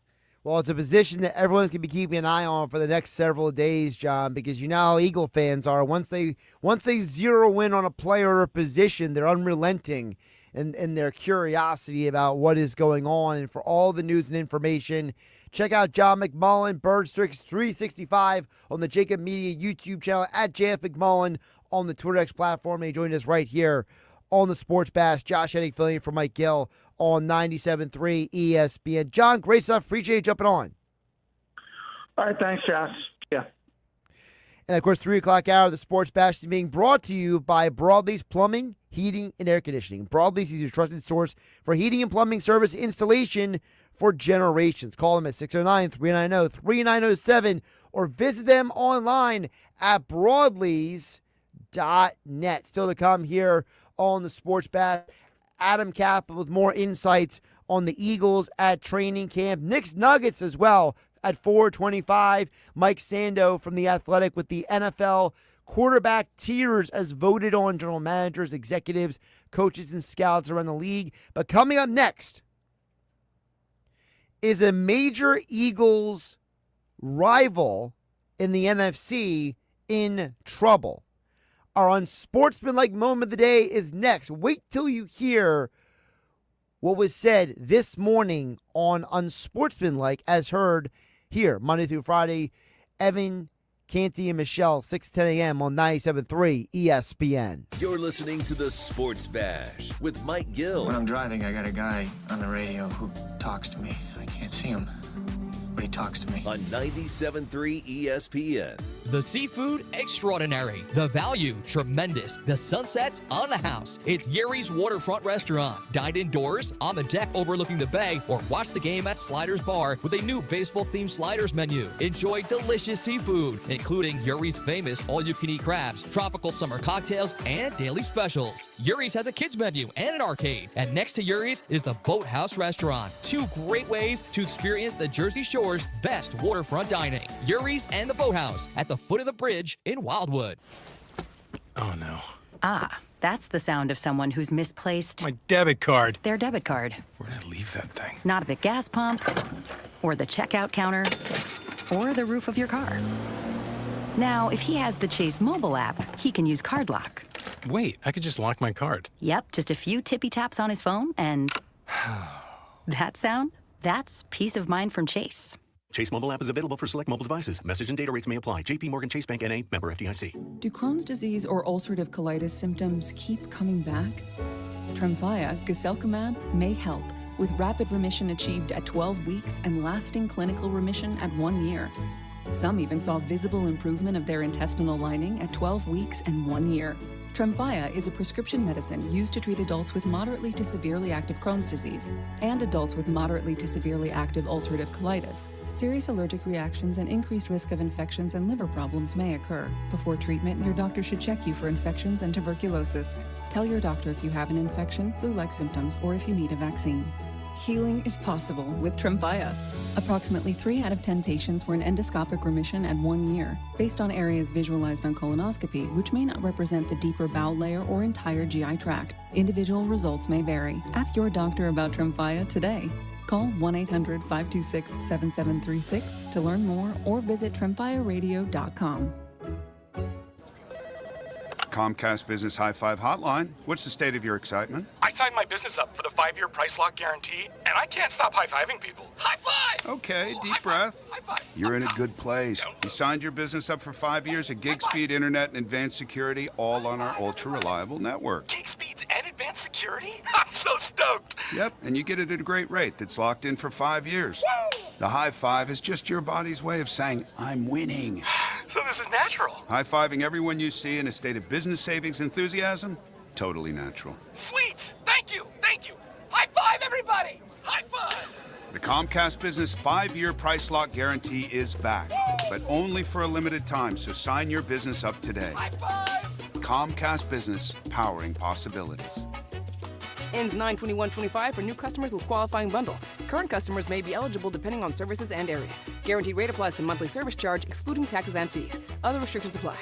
Contact Tax Relief Helpers for details and restrictions. Attention, anyone that owes money to the IRS. Every day, your unpaid tax debt gets bigger and bigger from daily interest. The longer you wait, the more you will end up paying. If you owe $10,000 or more, now is the time to settle your debt before the IRS takes aggressive action, like taking your wages or property. A special toll-free number has been established so you can stop penalty fees, avoid liens, levies, or other hostile measures by the IRS. Call Tax Relief Helpers right now. I got behind on my taxes and owed $48,000. I called and they got my bill lowered to just $3,500. I owed $87,000 in taxes and it was scary. I got the amount I owed down to just $3,500. I saved $83,500. If you owe money to the IRS, don't wait another day. Your tax debt gets bigger and bigger from daily interest. Call right now before the IRS enforces liens, levies, or other aggressive measures. The call and consult are absolutely free. Call now. Call 800-972-4215. 800-972-4215. That's 800-972-4215. For the entire month of August, power up your weekends with the Red Tag Clearance Event at Whitehorse RV Center. Take advantage and score bottom dollar pricing on travel trailers, fifth wheels, and motorhomes. Whitehorse RV has them all in stock. These vehicles are perfect for tailgating, road trips, and getting away on your terms. There's no games at Whitehorse RV and no pressure. Just real savings on RVs built for freedom and fun. Don't wait. These Red Tag deals won't last. 2 locations to serve you in Williamstown and Galloway. Whitehorse RV Center. Your RV adventure starts here. You're listening to the Sports Bash with Mike Gill. And it just keeps getting better. On 97.3 ESPN and the 97.3 ESPN free mobile app. Hell yeah, it's time to worry. And it's not the fact that he's not practicing. It's the specific injury that he's dealing with, an aggravated disc in his back. Let me tell sports fans something in case they don't already know. When your back starts acting up, that's the beginning of the end. That's the reality of it. And we're talking about a player that is going into his age 37 season and who's dealt with a lot of injuries throughout his career. That was Chris Canty, former NFL player, Super Bowl champion, this morning on Unsportsmanlike with Evan Canty and Michelle. Heard every Monday through Friday morning, 6 to 10 a.m. here on 97.3 ESPN. That's Unsportsmanlike moment of the day here on the Sports Bash because, for those who haven't been keeping up, Matthew Stafford, who has been pretty much the big reason why the Rams have been able to maintain their level of competitiveness the last couple of years, despite some roster changes around him, he got an epidural in his back recently, and he was unable to practice yesterday after making 60 throws on Saturday. It's starting to look like that we are much closer to the end of Matthew Stafford's career than maybe we previously thought. A guy, as Canty said, who has previously had back problems. If that's already going for this guy, oh boy. The Rams might not be the contender we thought they were. There's huge ramifications on the NFL. Let's break it down really quick here. Josh Hennig filling in for Mike Gill here on 97.3 ESPN, because if the Rams are unable to be the team we thought they were going to be with Matthew Stafford, who is at worst a top 10 quarterback in this league, his backup right now is Jimmy Garoppolo, and behind him is Stetson Bennett, the former Georgia quarterback. Not exactly invoking a ton of confidence. Now, look, Jimmy is good enough to manage a game and to get you through. But as Candy pointed out, Stafford is a difference maker. This is the guy that almost beat you last year in the postseason by himself, and Jalen Carter didn't step up, have that big moment in the game. This changes everything for the NFC. Are the Rams the favorites to win the division? Not anymore. Are the Rams then a wild card team that scares people? Not necessarily. Stafford is the kind of X-factor quarterback that changes a conversation in every single matchup. And if he is unavailable at any point this season, or if he is on the downside of his career already, that takes a huge threat in the NFC off the playing field for the Philadelphia Eagles, because now you take a huge contender, a team with an elite defensive line, and a team that at least thought they had made some upgrades to their offense this offseason. Now you're taking away the orchestrator of that offense. And Jimmy G, he is nowhere close to Matthew Stafford. More football talk coming up next. Adam Caplan with the latest from Eagles training camp here on the Sports Bash on 97.3. Looking for the ultimate sports bar experience? Welcome to Ventnor Social, Down Beach's newest upscale sports bar. Watch every play on 27 big screen TVs with a state-of-the-art sound system that puts you right in the action. Grab a cold drink, savor American eats and fresh seafood, and don't miss their unbeatable lunch, happy hour, and dinner specials. Enjoy live music on the open-air deck, an arcade for the family downstairs, and video games that will level up your night. Ventnor Social on Ventnor Avenue. Visit their Facebook page for up-to-date info and specials. If you're 55 or older and into that whole saving money thing, T-Mobile has an exclusive phone and internet bundle just for you. Right now, get 2 unlimited phone lines plus 5G home internet for just $30 each per month with autopay, plus taxes and fees. And with 5G home internet, setup is easy with just 1 cord and no technician needed, which is great if you're also into that whole keeping it simple thing. Switch now and experience the best mobile network in the U.S. Visit your local store to start saving. T-Mobile, it's better over here. Based on analysis by Ookla of speed test intelligence data Q4 2024 to Q1 2025, Ookla trademarks used under license. Unlimited on our network. Customers on voice plan may notice speeds lower than other customers and further reduction if using more than 50 gigs a month due to data prioritization. Video streams and SD on this plan. Home internet pricing after $20 in monthly bill credit plus $5 per line without autopay. Debit or bank account required. See 5G device coverage and access details at T-Mobile.com. This is the story of the one. As a safety manager at a manufacturing plant, he does everything he can to keep his coworkers safe. From finding ways to reduce risks to keeping safety supplies in stock. And for that, he relies on Grainger. Grainger offers a broad range of quality products and next-day delivery, so he can always play it safe. Call 1-800-GRAINGER, click Grainger.com, or just stop by. Grainger, for the ones who get it done. Score a touchdown when you bank with Jersey Shore Federal Credit Union. Catch lower rates on loans and higher rates on savings. You'll cheer when you don't have to pay a penny to get your own money, since they offer 85,000 surcharge-free ATMs. Get the details or open an account online with just a $25 minimum deposit at JerseyShoreFCU.org. Or swing to a branch in Northfield, Galloway, Hamilton, or Rio Grande. Federally insured by NCUA, Equal Housing Lender. Jorge, let's bring the nail gun over here. Jose stands tall atop his sustainable flooring company. Totally. It's renewable and moisture resistant, but we have several green options too. Or we got some beautiful reclaimed oak. But floored by his success, he needs to hire more installers. I need Indeed. Indeed you do. When you sponsor a job on Indeed, it's easier for talented candidates to find it, which makes it easier for you to hire them. Visit Indeed.com/credit and get $75 towards your first sponsored job. Terms and conditions apply. Do Crohn's disease or ulcerative colitis symptoms keep coming back?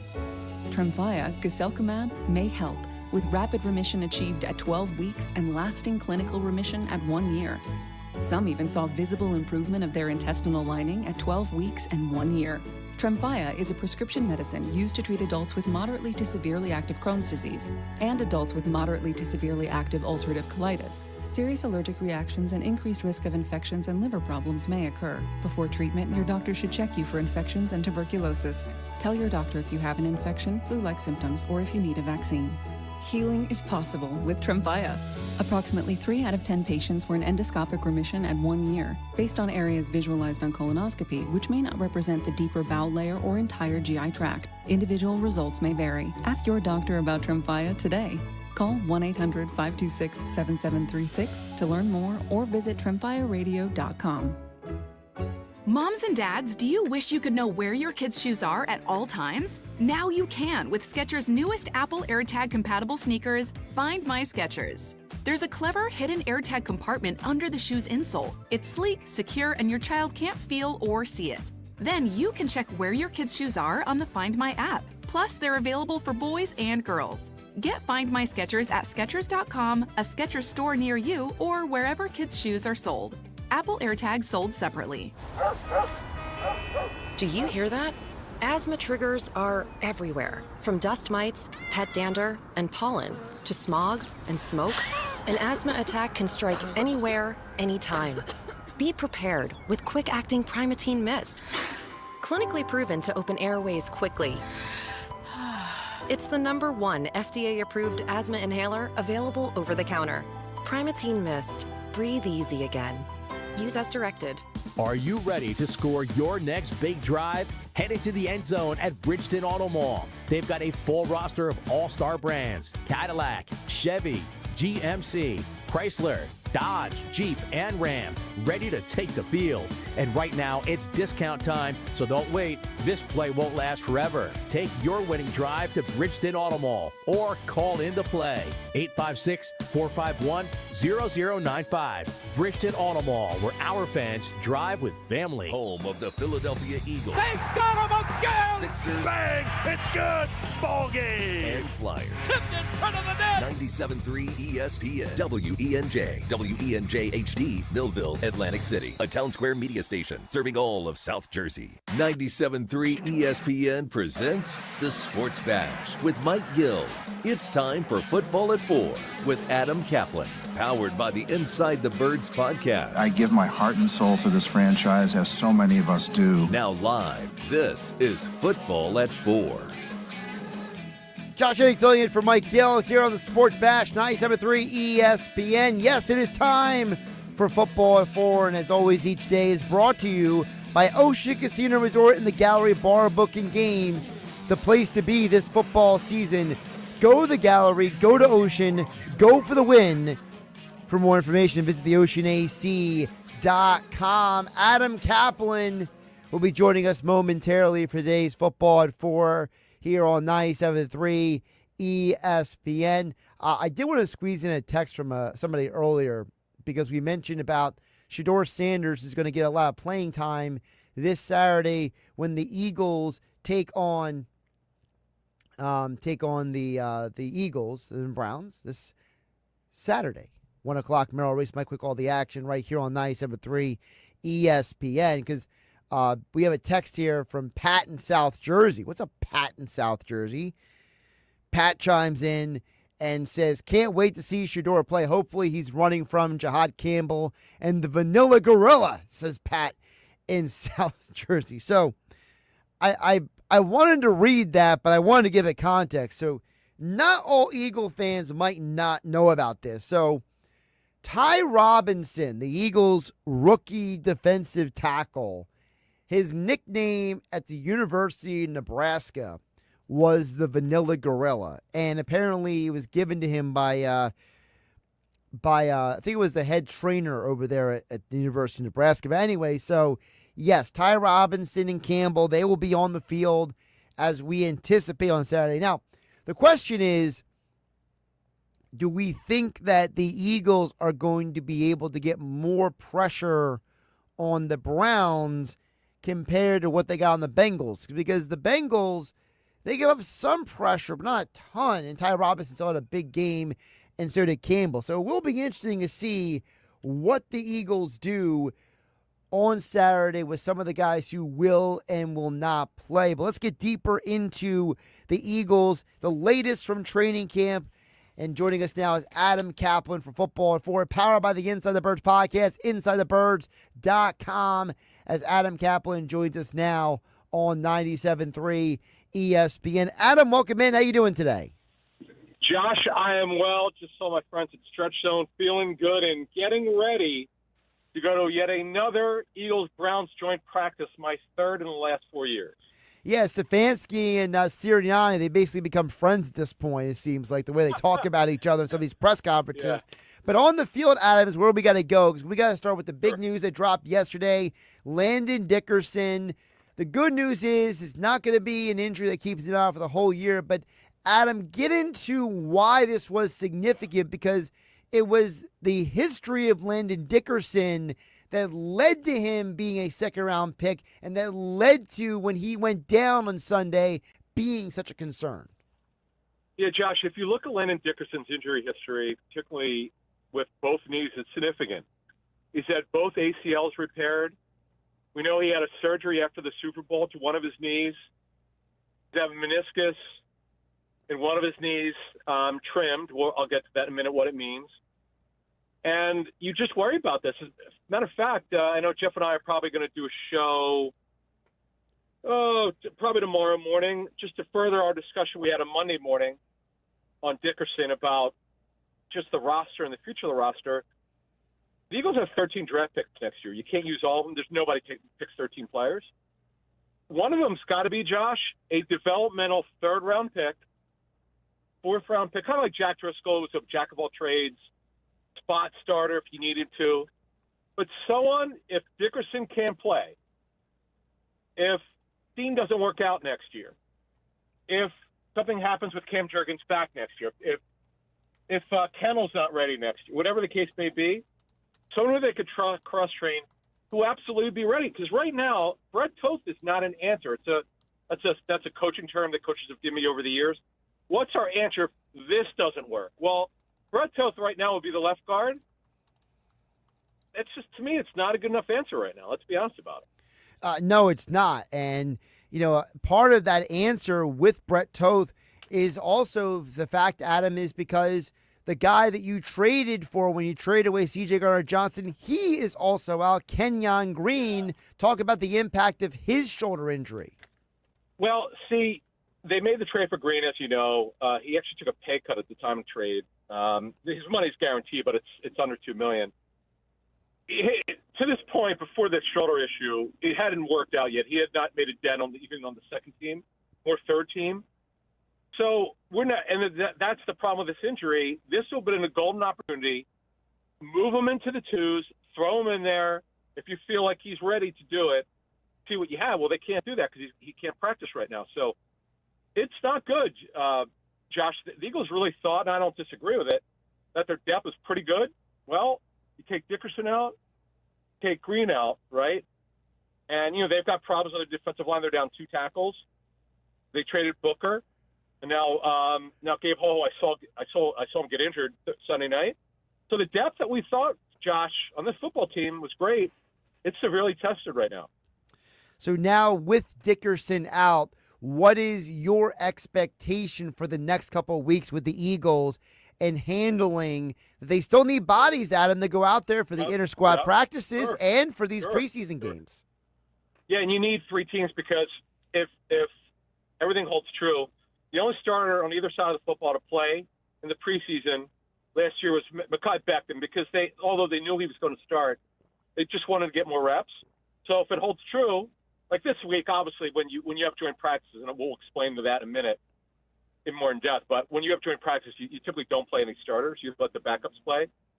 But, yeah, they look, we know Darian Kennard, who's been a right guard and right tackle. He was drafted that way by the Chiefs. Eagles are high on this player. He's got cross-trained today at left guard. It's not easy. People think it's just so easy to go from guard to guard. It's not. It's a mental thing. It's not easy. O-line coaches have told me that over the years. I had one yell at me because I said to the guy, hey, it can't be too hard. He goes, no, dude, it's mentally really hard for these guys. Josh, it's one thing with Darian Kennard. If Darian Kennard got left guard reps in OTAs, I don't believe he did. That's one thing where he had already gotten reps there, but I don't believe he's gotten any in training camp. So that's not easy. Like this left guard thing, if Dickerson's not ready week 1, that's a little bit of a quagmire right now. Talk with Adam Caplan, NFL insider at Caplan NFL on the X platform. Of course, Inside the Birds podcast, wherever you like, subscribe, and get your podcast. Make sure you are subscribed for the latest Eagles news and information as Jeff, Adam, and Andrew bring you each week. Also, InsideTheBirds.com. Adam, you mentioned the joint practices. Eagles, Browns, third time in the last 4 years. And, of course, Adam, let's talk about what to expect this week. All right, so tomorrow will be a heavier practice than Thursday. Thursdays will be lighter because it'll be 2 days for the game. The game is on Saturday. So this is where Jacorian Bennett, I know today he didn't get ones. He got work with the ones on Sunday, as I saw. This is a good opportunity against the Browns ones to roll them in there. We know that two other guys are competing for it. The Eagles are going to want to know, Josh, trust me on this. They're going to want to know by the end of training camp, could this guy start? Because if not, that's where Howie Roseman, again, hits 13 picks.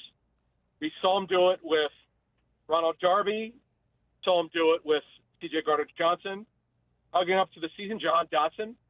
Howie will do whatever it takes. As someone who used to work for him told me, one of the things he really respected about Howie is he's fearless. He doesn't care. He'll do whatever he can to be great. What makes him the NFL's best general manager. So they're gonna evaluate Bennett a little bit harder this week, and we'll see what happens. When you look at this situation, what has happened in the previous two inter-squad practices in your mind that is going to relay to 2025? Because, Adam, there is a lot of familiarity between these coaching staffs. Yeah. So wait, so we're talking about 2022. You were talking about the Browns-Eagles joint practice, right? Yep. Okay. So 22, I was there. Josh, say the Eagles kicked their tuckuses would be a understatement. They beat the heck out of them. There was a former NFL head coach who I met who was traveling doing a training camp tour. The guy told me the Eagles were a Super Bowl team. He said it was the best team he saw. The Eagles roster is way better than the Browns. And the Eagles dominated them. Then the next year, the Browns talking to them. Though you don't really game plan, they did a couple things because they felt that they had to bring a little bit on their D-line versus the Eagles' offensive line. They thought the Eagles' offensive line beat them up. And they did some stunning in practice. They did a little double teaming against Cam Jurgens, as a matter of fact. I remember that 2 years ago. So that was 2 years ago. So, look, if you get your ass kicked, you're going to want to show up. And those practices were more even. So, look, Eagles have a better roster. And the Browns, I expect this, though. I know the Eagles have some issues on their defensive line with depth and overall talent, more the edge group. The Browns' offensive line is not very good at tackle. Jack Conklin is an older tackle, got a lot of injuries. DeJuan Jones really should be playing right tackle, not left. I'm very curious, Mara, what that looks like. See if the Eagles' defensive line can handle themselves. Remember, Martin Emerson, one of the starting corners for the Browns, has a bad injury. So they're kind of light at corner. There's some things the Eagles can do with their offense and vice versa. So I'm interested. Look, you got Myles Garrett to deal with. We saw him in one-on-ones 2 years ago. That was a challenge for the Eagles. And look, the way these are structured, Josh, the way it is there's a script. Each team hands each other a script. This is what we want to work on. I'm told you're not allowed to deviate it at all. You can't change it up. You could shorten it, but you can't. You have to go by the script. So let's say you want to do a red zone, 2-minute, 4-minute, goal line, 7-on-7s, 11-on-11s. There's just obviously special teams. It's whatever you think you need to work on, but it's got to be cleared by the opposite head coach. I won't say the head coach, but there was a head coach who went in against an NFC South team, and he changed things midway, and they actually stopped practice to say, you can't do that stuff, man. That's not right. So, again, just letting everyone know it's scripted. And then, Adam, before we let you go, what is the domino effect impact of what is going to happen on Wednesday and Thursday then to what people will see at the preseason game on Saturday? Yeah, this is a great question, Josh. See, here's the thing. If Brett Toth could potentially be starting, you gotta. This is interesting. I would think since there's a potential of him starting week one, he goes through Wednesdays and Thursdays practice, and I know it sounds crazy, and I don't know that they would do this, but they actually may hold him out because what if he gets hurt?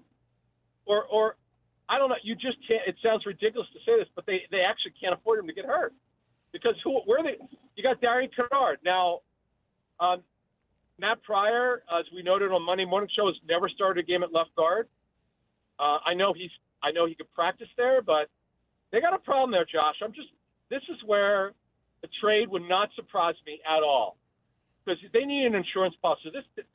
Josh, the Eagles are absolutely capable of making another run, and you can't be serious. Like if you won 3 or 4 games out of Brett Toth, knock yourself out.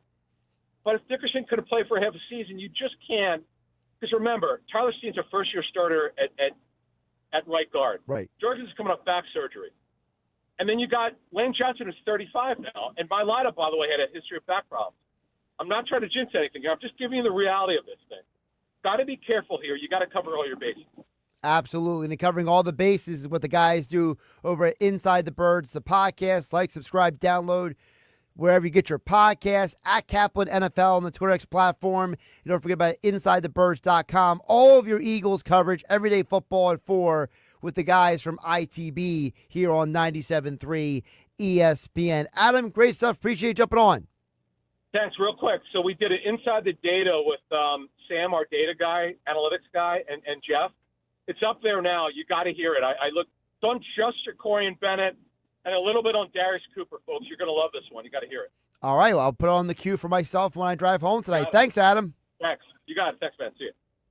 Josh Hennig back here in the Ocean Casino Resort Studios on 97.3 ESPN. And yes, Football at 4 is brought to you by Ocean Casino Resort and the Gallery Bar Booking Games, the place to be this football season. Go to the Gallery, go to Ocean, go for the win. For more information, visit theoceanac.com. Josh Hennig hanging out with you on 97.3 ESPN. Let's review some of the things that we talked about with Adam there before we get back to the text board at 609-403-0973. So let's kind of backtrack this. So he talked about at the end there about you don't want a guy like Brett Toth potentially getting injured if you need him to fill out the rest of camp. So Adam brought up the question, do you trade someone? Do you sign someone in free agency? How do you handle that if you know Dickerson is coming back?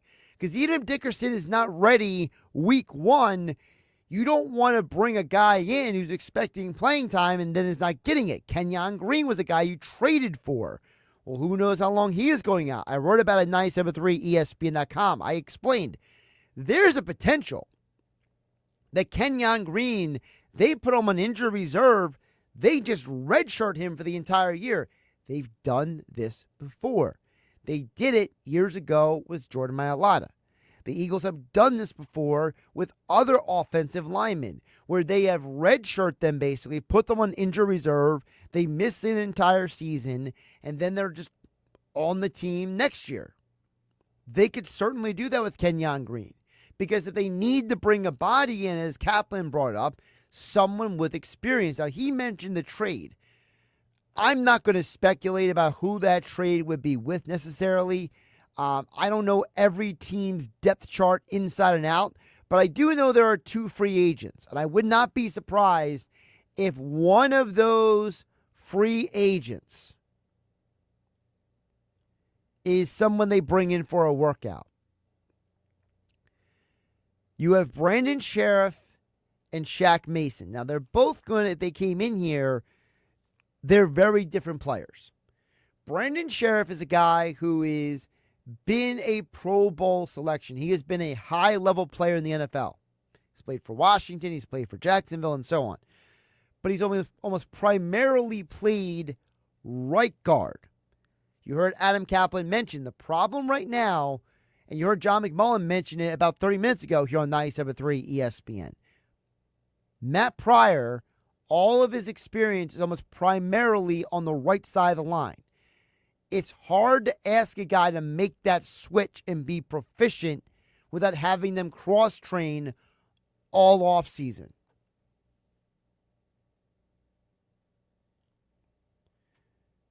Then you have Kennard. Kennard is a guy they're cross-training at what seems to be every single position. Is that going to make sense? Brett Toth is a guy who's cross-trained at every position. Do you really want him out there week 1 against the Dallas Cowboys on opening night? So then it brings us to the other free agent, Shaq Mason. Now, Shaq Mason does not have the resume that Brandon Sheriff does, but he is someone who is a Super Bowl champion guard. He has played left guard. He has played right guard. Would Shaq Mason be willing to come in here with the understanding that when Landon Dickerson's healthy, you're moving back to the bench, Shaq Mason, but for now, you would be the primary guy. Would the Eagles be willing to come to that kind of agreement with someone like him, or do you have to, as Adam Caplan pointed out, trade for someone in order to fill that void? And the Jack and K. May Courthouse's question is 609-403-0973. 0973 says Adam Schefter said today on Sportsmanlike that he'd be surprised if Dickerson is not playing week 1. JAKIB Courthouse, I totally hear you because Mike Garafolo said the same thing on NFL Network. They can be surprised all they want if Dickerson is not out there.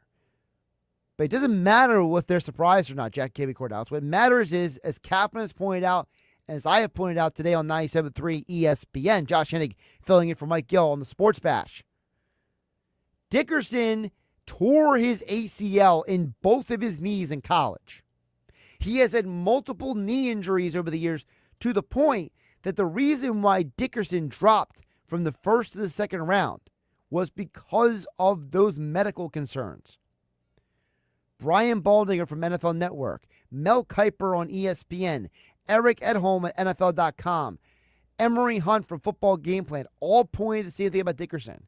That man was a first-round draft pick with a third or fourth round draft grade because of his health. But his skill was elite. The Eagles have to be careful with a man who has had not one, not two, not three, but 4 different instances of knee injuries over the years. And now, yes, this meniscus surgery is minimally invasive, but it is not, I repeat, not going to be an overnight recovery. Especially for a guy with his history of injuries. Josh Hennig hanging out with you here on 97.3 ESPN. Keep a text coming in, 609-403-0973. Also coming up at 5 o'clock tonight, Mike Sando from The Athletic will talk to us about the quarterback tiers and about the man that the Eagles offensive line blocks for, Jalen Hurts. But next, it's another edition of Nick's Nuggets. Nick Earnshaw is back here on 97.3 ESPN. This is the home of the Super Bowl champion Philadelphia Eagles. The Philadelphia Eagles have won Super Bowl 59. They have beaten the Kansas City Chiefs 40-22. 97.3 ESPN, South Jersey's Eagles station.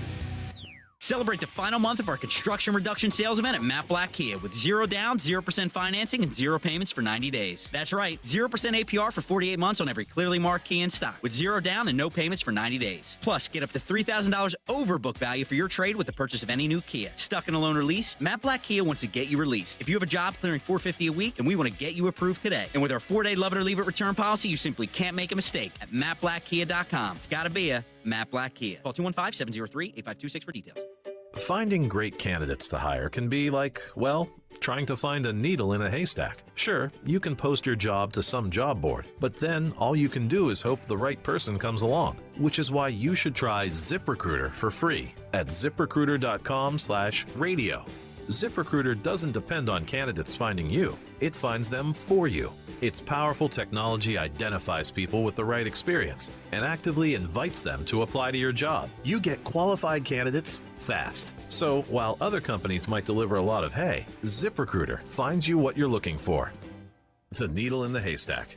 See why 4 out of 5 employers who post a job on ZipRecruiter get a quality candidate within the first day. ZipRecruiter, the smartest way to hire. And right now, you can try ZipRecruiter for free. That's right, free at ZipRecruiter.com/radio. That's ZipRecruiter.com/radio. ZipRecruiter.com/radio. With Progressive, you can reach customer service in the way that's easiest for you, by phone, app, or online. We know it would be great if we just magically appeared, but that's more of a genie thing, and we do insurance. But with us, you'd be like, well, it wasn't a genie, but it was great customer service, so that's nice. And sure, you probably would still like the whole 3 wishes thing, so if you meet a genie, you should definitely ask. But when you need us, contact Progressive by phone, app, or online. Just no genies. Progressive Casualty Insurance Company and Affiliates. Change is always happening. It's part of life. And when it comes to music, change is all around us. Songs are rewritten. Classics are remixed. Bands and artists come and go. Even our taste in music changes. Here at Xfinity, we know there's still good in keeping some things the same. That's why we want to do our part with a 5-year price guarantee on our internet, it means no matter what changes, you get 5 years of the most reliable Wi-Fi with our best equipment included for a price that stays exactly the same. Surprised? Life is full of them. One internet price, 5 years, guaranteed. Learn more at xfinity.com/deals. Restrictions apply. New residential customers only. Taxes and fees extra and subject to change. Most reliable Wi-Fi based on Open Signal Awards USA. Fixed Broadband Experience Report, August 2024. This is the story of the one. As a safety manager at a manufacturing plant, he does everything he can to keep his coworkers safe. From finding ways to reduce risks to keeping safety supplies in stock. And for that, he relies on Grainger.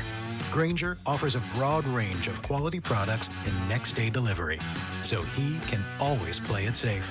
Call 1-800-GRAINGER, click Grainger.com, or just stop by. Grainger, for the ones who get it done. This is the Town Square, New Jersey Info and Weather Network. Progressive Insurance presents the Sports Flash on 97.3 ESPN. Baseball, the Phillies are in Cincinnati tonight, starting a 3-game series with the Reds. It continues their 10-game road trip, which is off to a good start after a 3-game sweep of the Texas Rangers in Arlington, winning Sunday 4-2. Taijuan Walker is the scheduled starter for tonight, 4-5 on the season, an ERA of 3.53. Andrew Abbott, who's 8-2, will go for the Reds. Philadelphia leading the Mets by 5.5 games in the NL East.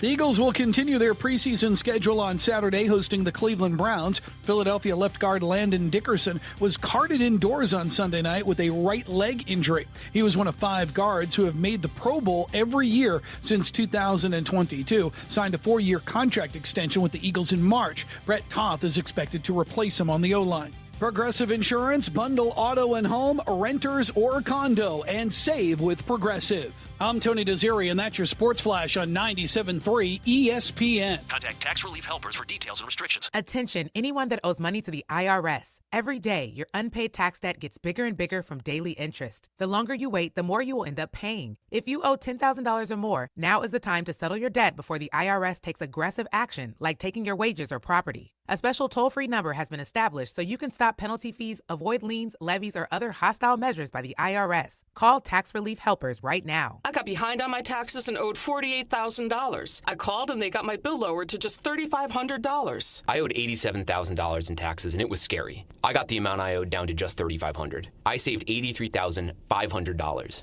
If you owe money to the IRS, don't wait another day. Your tax debt gets bigger and bigger from daily interest. Call right now before the IRS enforces liens, levies, or other aggressive measures. The call and consult are absolutely free. Call now. Call 800-972-4215. 800-972-4215. That's 800-972-4215.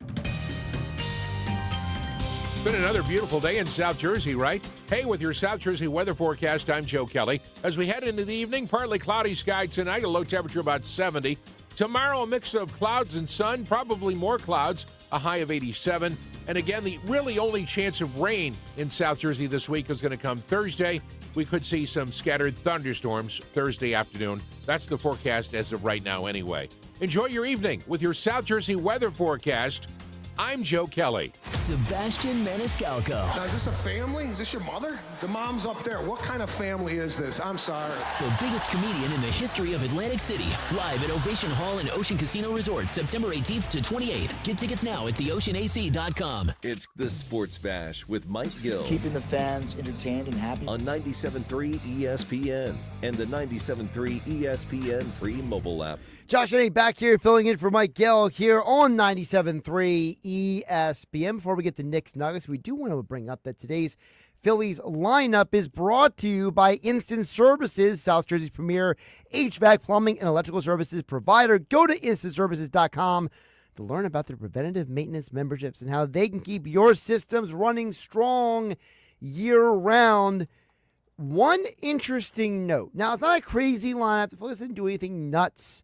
But there's 2 interesting notes with the lineup tonight, and I'm curious to see if Nuggets brings this into the conversation when he joins us for Knicks Nuggets here on 97.3 ESPN, because 2 interesting decisions the Phillies have made with the lineup. Number 1, Brandon Marsh. How about Brandon Marsh? You're a 5-hole hitter. I mean, the man's batting, 312 since May 3rd? He has become a reliable hitter for this team. He's the opposite of Nick Castellanos. When Marsh comes up to bat, you have faith. You believe. Nick Castellanos comes up to bat, you dread for your life. The second thing is that Rafael Marchand will catch today. Now, I'm curious to find out today, anybody in the media ask Rob Thompson, does this have anything to do with Ranger Suarez having a couple issues the last couple starts, right? Or was it just a scheduled day off for GT Real Muto? Phillies lineup overall: Turner, Schwarber, Harper, Castellanos, Marsh, Sosa at third base, Kepler in left, Stott at second, Marchand is catching the 9-hole, and Ranger Suarez is your pitcher against the Cincinnati Reds tonight. And your Phillies lineup has been brought to you by Instant Services, South Jersey's premier HVAC plumbing and electrical services provider. Go to instantservices.com to learn about their preventive maintenance memberships and how they can help keep your systems running year-round. All right. And with that being said, it's time for Nick's Nuggets here on 97.3 ESPN. Josh Hennig filling in for Mike Gill here on the Sports Bash. Nick was filling in for Mike yesterday at Ocean Casino Resort, but he's back at his normal desk today. Nick, how you doing? What's going on, Mr. Josh Hennig? Great to talk to you. Yeah, the lineup's interesting. Kepler's in it. It is what it is. Listen, the Phillies are winning ball games, all right? That's all that matters at this point. The Phillies are winning ball games, and none of the guys I'm going to start with Nugget number one are in the lineup today, okay? Because there's something that's brewing that I think we need to talk about here on the Sports Bash, here on the Nugget segment, all Mr. Right. Hennig. And Nugget number one is Weston Wilson and Otto Kemp. Okay, I'll tell you, Otto, I love him. I think he's a really good player. I think he has a spot on this team going forward into the future, whether it's platoon or on the bench, whatever it may be. However, he has been struggling mightily over his last 15 to 30 games or so. If you look at his last 15 games, he's batting $178, 240 OBP, 333 slug. Okay. That is where he is at in 45 at-bats. You look at Weston Wilson, okay, and the Phillies have a big decision to make this coming Friday, what they want to do in the outfield with the Crawford thing, etc. Weston Wilson, in his last 15 games, is batting .296, has a .367 on-base percentage, and a .481 slug. He has been really good as of late, and you got to give him credit. He had a big day last night. Do you make the decision when you are calling up or, Aaron Nola comes back and all these other guys are coming back, does Weston Wilson stay on this roster or does Otto Kemp? Do the Phillies now have a decision to make? Now, Weston Wilson has less at-bats than Otto Kemp does, but it's like about 18 less at-bats in 15 games. But do you stick with Otto Kemp, who gives you a timely hit here and there? It seems like he has a little bit of a clutch gene in him. Weston Wilson, he's looked a little clutch as of late too. Do you stick with him because he's hit so well as of late, or is it just recency bias, Josh? Can I say it's both? And then the reason I say this is because, we had Charlotte Varnes earlier, and she talked about this explicitly, about how things are trending for Wilson to stay here. Yep. We all assumed he wasn't, and she was very clear. She said, it's not about her opinion.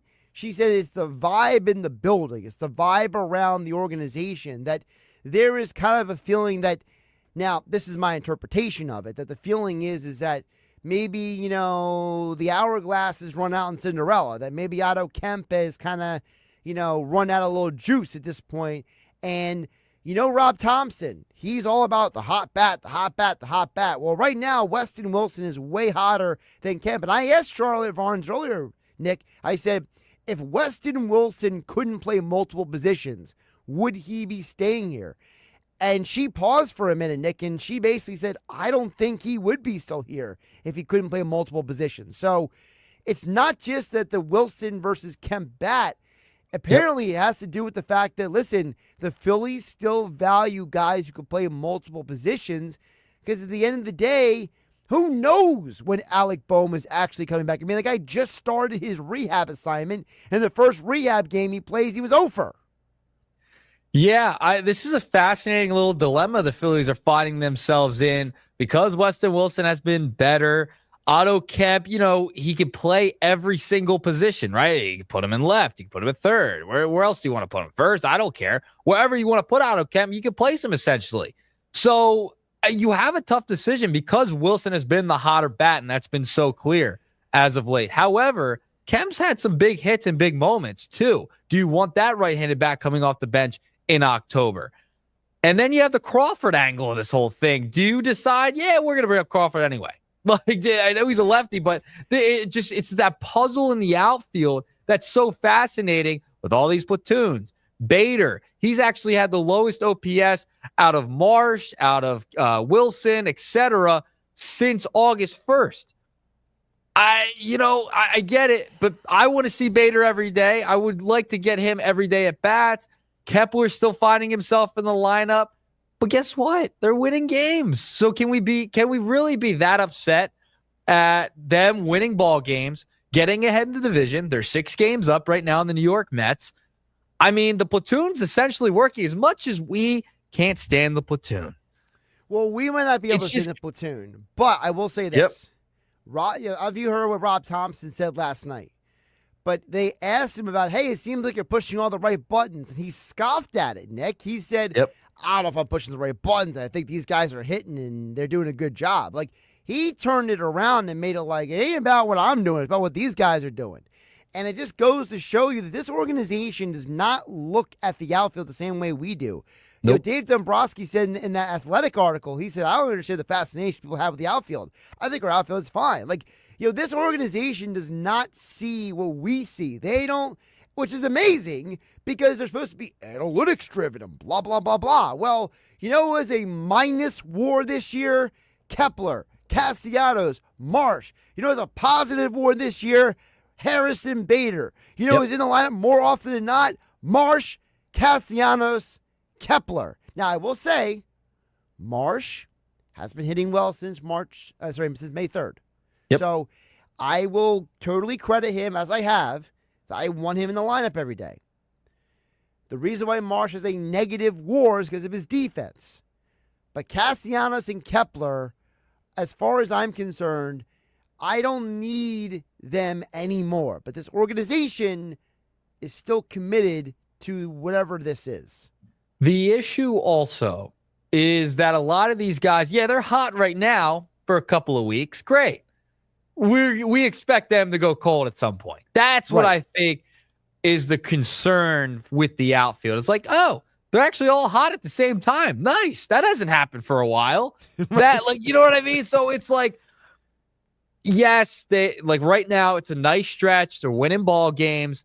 Guys are playing well. Weston Wilson's hitting. You get a Kepler hit every once in a while here now. He's been hitting the baseball hard, and he's found the hole. I get it. But at some point, there's going to be limitations on some of these guys, and I think that's what gets us so frustrated because when the limitations start creeping back in, and they're not hitting, and they're making mistakes at the dish, that's when we start freaking out and saying this platoon needs to end because it's going to have good stretches. I mean, it's a long baseball season. You play 162 games, you're going to have good stretches, you're going to have bad stretches. But I think the bad stretches will outweigh the good ones at the end of the day. All right, what we got for nugget number 2? All right, nugget number 2. I'm going to get a little upset here, okay? Oh, geez. It's not, no lists, no list. Just the comments from Kyle Schwarber after the game and playing in Cincinnati yesterday. He hits the home run. He said, quote, I've always said that at some point in your career, if you would ask the childhood Kyle what team you'd like to play for, it would be Cincinnati. I think those are natural thoughts that would be appealing, but you never know what happens in free agency. Going through it a couple of times now, it's an interesting scenario. Josh, it just, he hit a home run yesterday there. I hope he doesn't get used to hitting home runs in Cincinnati. But, man, I hope it's a leverage play. He's going to command a lot of money. And, this is probably his last big contract of his career. And we talked about the comparison to Freddie Freeman yesterday. If you're the Philadelphia Phillies, you do not want to let Kyle Schwarber go to Cincinnati and do what Freddie Freeman did with the Dodgers and look back at it and say, man, we should not have let that guy go. By the way, Sarah Langs put out a big tweet yesterday that I thought was very fascinating overall. The most home runs in a team's first 118 games in a season in Phillies history is now Kyle Schwarber, 42 in this year, 2025. Second is Ryan Howard in 2006 with 41. That's the type of player you'd let walk in the offseason if you let him go to Cincinnati. Well, a couple things here. All right. Number one, I just want to point out that there's a lot of guys who have been nostalgic about where they used to play, but they never went back there. Okay. I don't care that this is his hometown team, though. Hometown team. Again, he never played for Cincinnati. I just said guys from towns that they were from, their hometown. Okay. Guys are nostalgic all the time. Okay. I'm sure if Mike Trout really wanted to play in Philadelphia, he would have forced his way out of the Angels a long time ago. Okay. Let's be realistic. Mike Trout can do whatever the heck he wants. But here's the problem, Nick, with this whole thing when it comes to Schwarber. I don't think it's going to be up to Schwarber. I think it's going to be up to the Phillies. Now, Dombrowski keeps saying, we want him back. We love to have him here. Yes, he does. Everyone who covers the team says that he's beloved in the locker room. Everybody likes him and wants him and loves him. But are the Phillies going to offer the kind of contract that would keep Kyle Schwarber from looking elsewhere? It's kind of like this, all right? You're a young guy, Nick, so let me just kind of fill you in a little bit, okay? You're dating somebody. You've dated a lot of people in your life, right? Yeah, but there's always that one person that you want to be with, okay? You end up in that relationship where you're saying, look, I'm not saying this is something, but I want it to be something, okay? And you're dating for a period of time that kind of invests you into that. But you want that person to give you a reason to stay. And then over time, there's that person that you went to high school with that was always kind of in the back of your mind, and they pop up in your life for some reason. And that person is doing everything possible to get you to leave where you're at for greener pastures. But that person you're with has no interest in marriage. But the person from high school is interested in marriage. That's the Kyle Schwarber dilemma. Will the Phillies put a ring on it, or will they let Kyle Schwarber flirt with the high school fling? I guarantee you, if the Phillies put a ring on it, if they give Schwarber a number, even if it's like 3 years, right? They give him a 3-year contract that makes Schwarber not ever consider looking elsewhere. He ain't leaving, Nick. But if they lowball him even a little bit, he is going to flirt with every girl at the homecoming dance. Yeah, and Cincinnati is that one, right? Like, Cincinnati is the hometown team.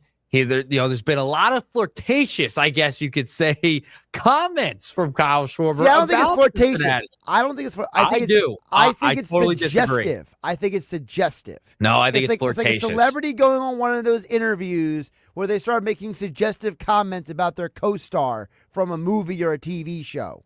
He's planting the seed, Josh Hennig. He's planting the seed. It's happened multiple times this year. It makes me nervous. It should make the fans of the Philadelphia Phillies nervous because it's leverage.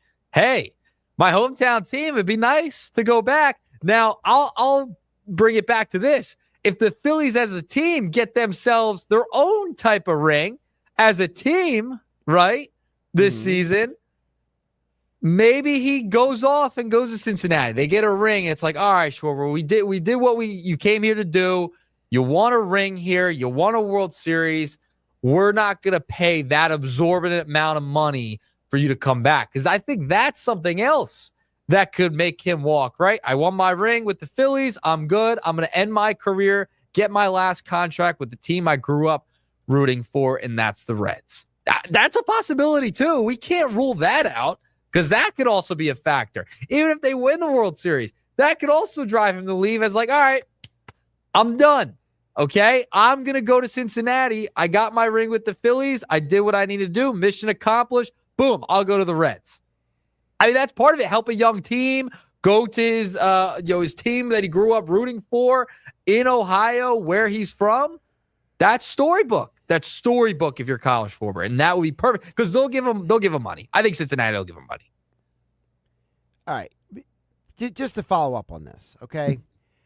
I said this earlier, and I'll say it again. Even if they win the World Series, I think Schwarber's back. Okay. Because I think the guy who's gone is Ranger. I think Ranger's gone. I've been saying that for over a year that he's going to leave. Because who is Ranger's agent? Scott Boras. He hired him in the offseason. Now, do you remember who Kyle Schwarber's agent is? No, it's not Scott, is it? No. Not at all. So it's Excel Sports Management.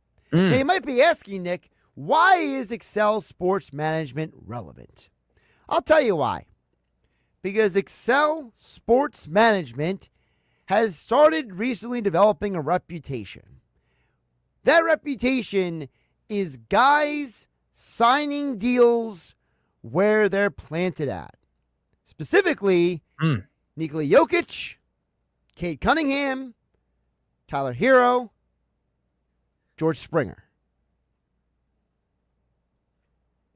I'm just saying. All right. Excel is not a representative that's trying to rush their guys out of town like Scott Boras does. But there is a lot of smoke and a lot of flirtatious comments coming from Kyle Schwarber. Now, it could also just be a leverage play. Hey, I could go here, right? And now he's just trying to drive up the price from the Phillies. Hey, there's a possibility I could go to my hometown team.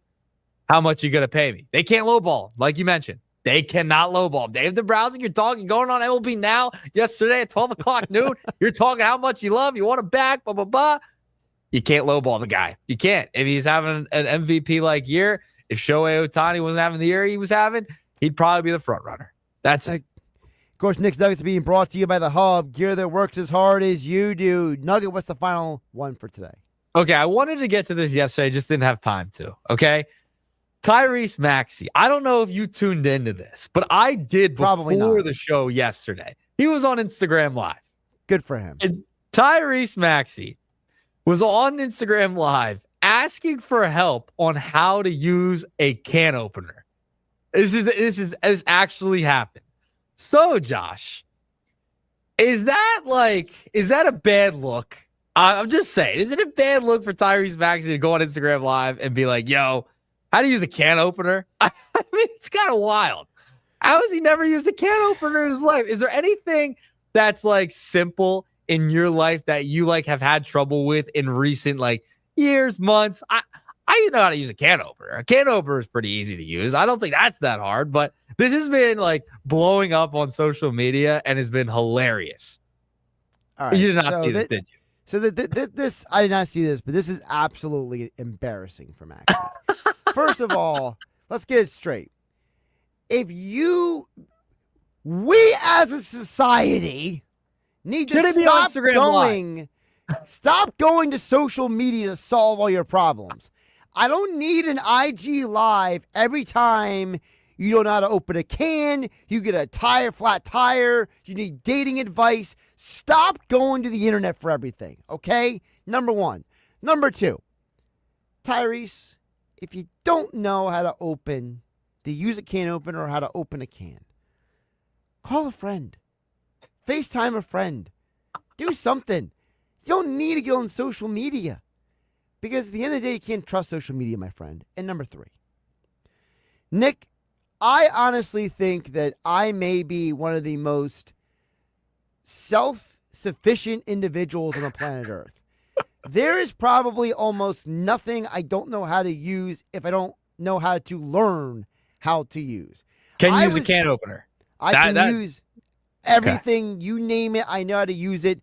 Because when I was younger, I was sat down by my mother and told, you are going to learn how to do laundry and do dishes and cook food for yourself, because she did not want to raise a young man who was going to need a wife to do things for him all the time. Okay? That was the assignment. I accepted it. I prevailed. But now I'm so self-sufficient, I'm single. So, there you go. He eventually did get it open. We'll preface it with this. He did find a way to get it open. My favorite tweet at him was, thank God bro got a jump shot. Because if he can't open a can opener, there might be no hope. That might be a little foreshadowing for the Sixers season. Like, I gotta be honest. If I was watching this video, come like, on, man, dude, if I was watching the video like you, I would have had so much anxiety.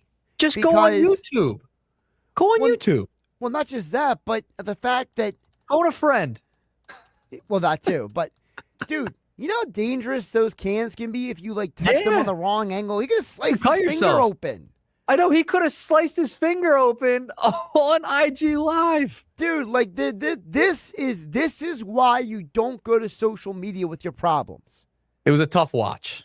Can't lie. It was a tough watch. And I'm glad I didn't watch it. Tough watch. I'm so glad I didn't watch it. I would have had so much agita over it. I would have been like, this guy's going to cut himself. Oh, my gosh.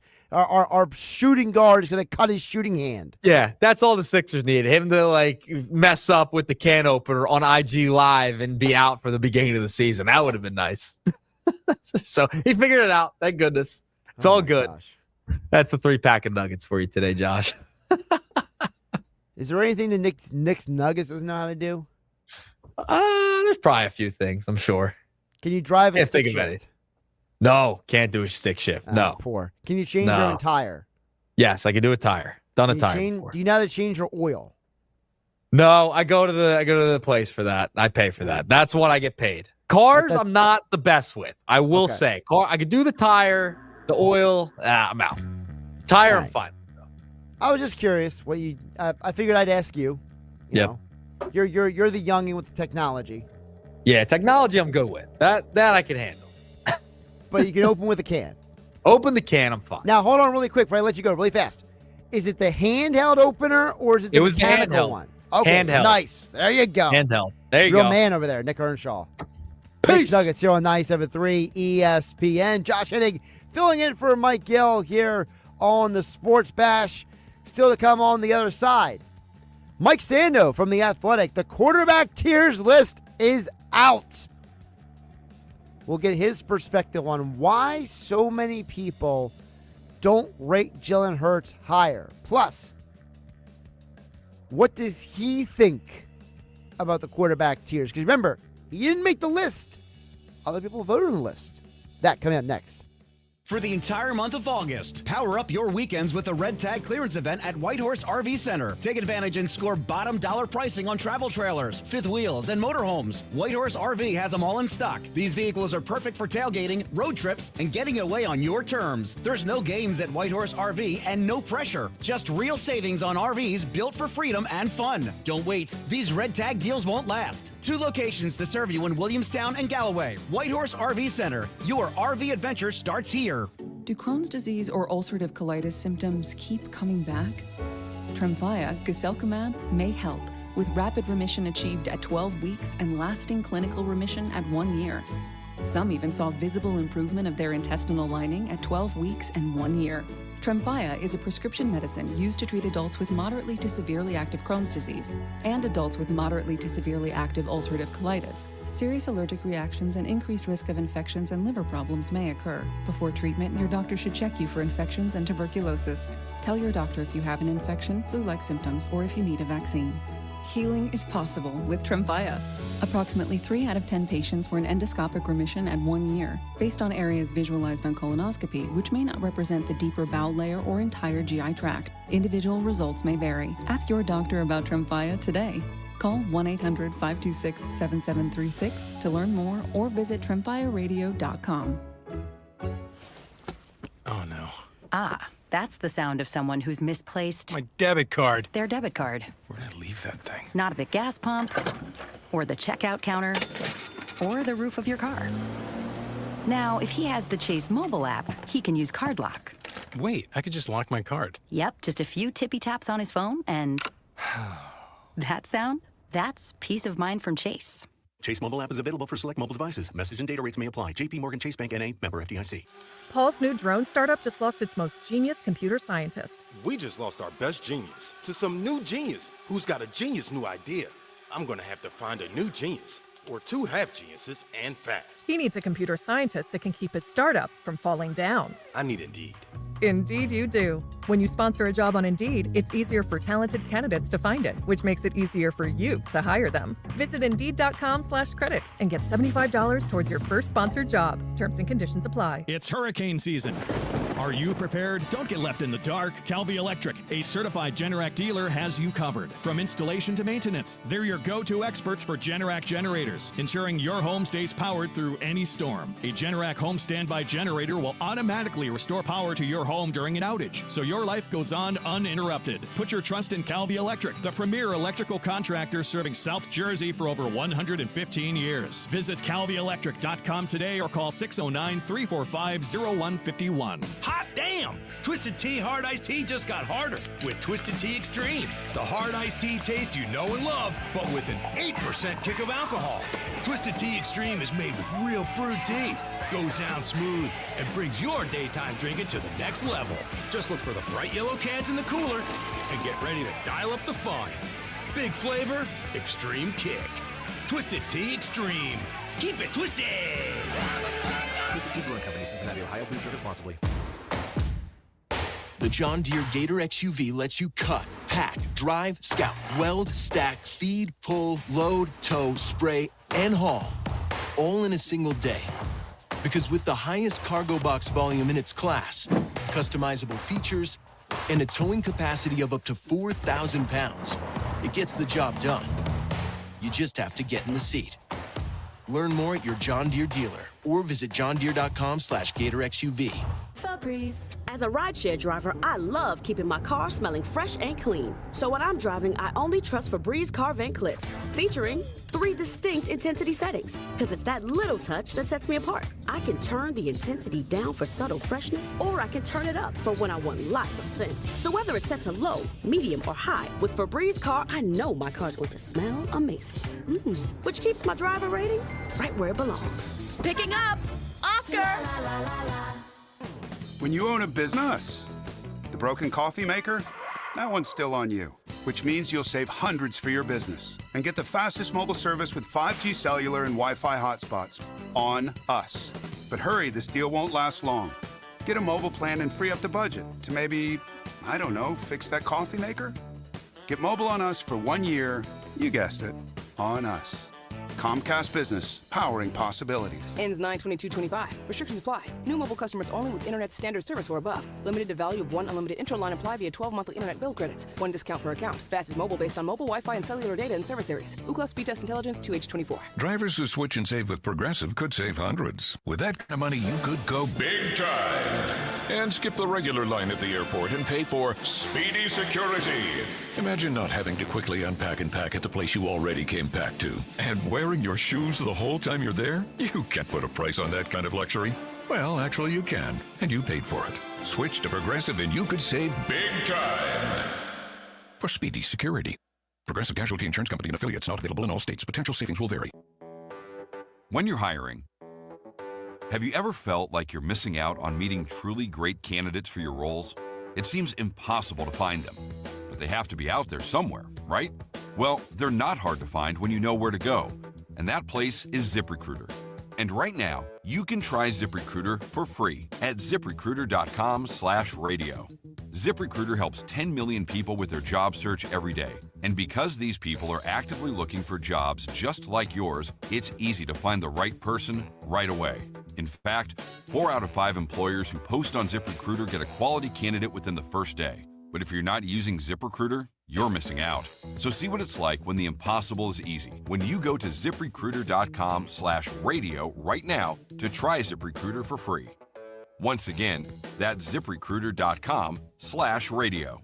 ZipRecruiter.com/radio. Never miss out on great candidates with ZipRecruiter. Elevate your luxury experience at Matt Blatt Infinity in Egg Harbor Township. Lease the 2025 QX60 Lux for just $349 a month. Yes, only $349. Or drive the commanding 2025 QX80 Sensory for just $799 a month. Prefer to finance? Matt Blatt Infinity is offering up to $15,000 off MSRP on select QX80 Sensory models with 0 down and no payments until October. But hurry, these offers are only available for a limited time. And once they're gone, they're gone. Matt Blatt Infinity needs your current vehicle. We'll pay top value for your trade, even if you're still making payments. We'll make it easy to step into something new. Why settle for less when you can afford luxury at Matt Blatt Infinity? New QX60 Lux just $349 or QX80 Sensory just $799, both with 0 security deposit. Matt Blatt Infinity, where luxury lives and you belong. On approved credit, must have qualifying trade Infinity or other luxury brand. $1,666 per thousand. Offers not in combination through IFS. Lease rebate and dealer discount 36 months, 5,000 miles per year. First payment up to $12,360 dealer discount rebate to dealer plus tax $589 doc fee. Call 877-289-6670 or visit mattblattinfinity.com. Ends 9/1/2025. South Jersey's official play-by-play home of the Eagles, Sixers, and Flyers. At 0 point would I ever consider not being a fan of the team. 97.3 ESPN, WENJ, WENJ HD,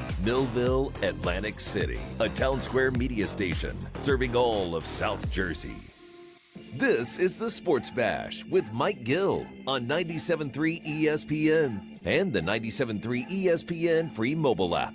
Now live from inside the Ocean Casino Resort Studio, here's Mike Gill.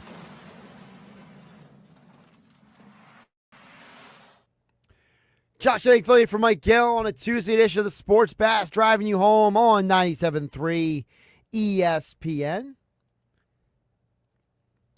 5 o'clock hour, the Sports Bash, today on 97.3 ESPN, being brought to you, as always, by White Horse RV Center in Williamstown and Galloway. Don't miss out on the red tag clearance event going on now at White Horse RV. Your RV adventure starts at White Horse RV in Williamstown and Galloway. Still to come this hour, we'll get back to the text board as always, 609-403-0973. Throughout the show, we've been talking about the state of the Eagles and their offensive line. No Dickerson till further notice. But then Kenyon Green also went down. So now the Eagles are trying to get through the next few weeks with Brett Toth. I mean, come on. That's just ridiculous. Also, we talked earlier in the show about the state of the Phillies. Of course, Kyle Schwarber, MVP candidacy, the state of the team as they are still on this road to winning 12 of the last 15 games. Talked about that throughout the show. But this hour, we are going to get into the quarterback tiers on The Athletic. Mike Sando every year gets the, well, he doesn't do the list. He organizes the list. This is why my preface will always with these things. Because Mike has been on with us throughout the years. He joins us now on 97.3 ESPN. Mike Sando from The Athletic, the quarterback tiers. He also helped put together the book, The Football 100, a great book about the history of the NFL. And he joins me right now here on the Sports Bash on 97.3 ESPN. Mike, welcome in. How you doing on this Tuesday? Good. How are you? Good. So before we get into the nitty-gritty, let's remind people this is not your list. This is the list where you surveyed people from around the leagues to kind of give people the context of that, because that's a very important delineation. Yeah, sure. It's I've been covering the league for 28 years, so I have a lot of relationships, a lot of people I trust me, can get candid views from them. And so in this case, I poll 50 people in the league. I had 6 GMs, 6 assistant GMs, 6 former GMs working in other roles in the league. They got 5 other execs, 8 head coaches, 15 coordinators, a handful of other coaches that were not coordinators. So in what we do is we just take all the quarterbacks that have played in the league, no rookies, and put them into tiers, tier 1 being the best, and 5 would really be you're not even a starting quarterback, right? So right.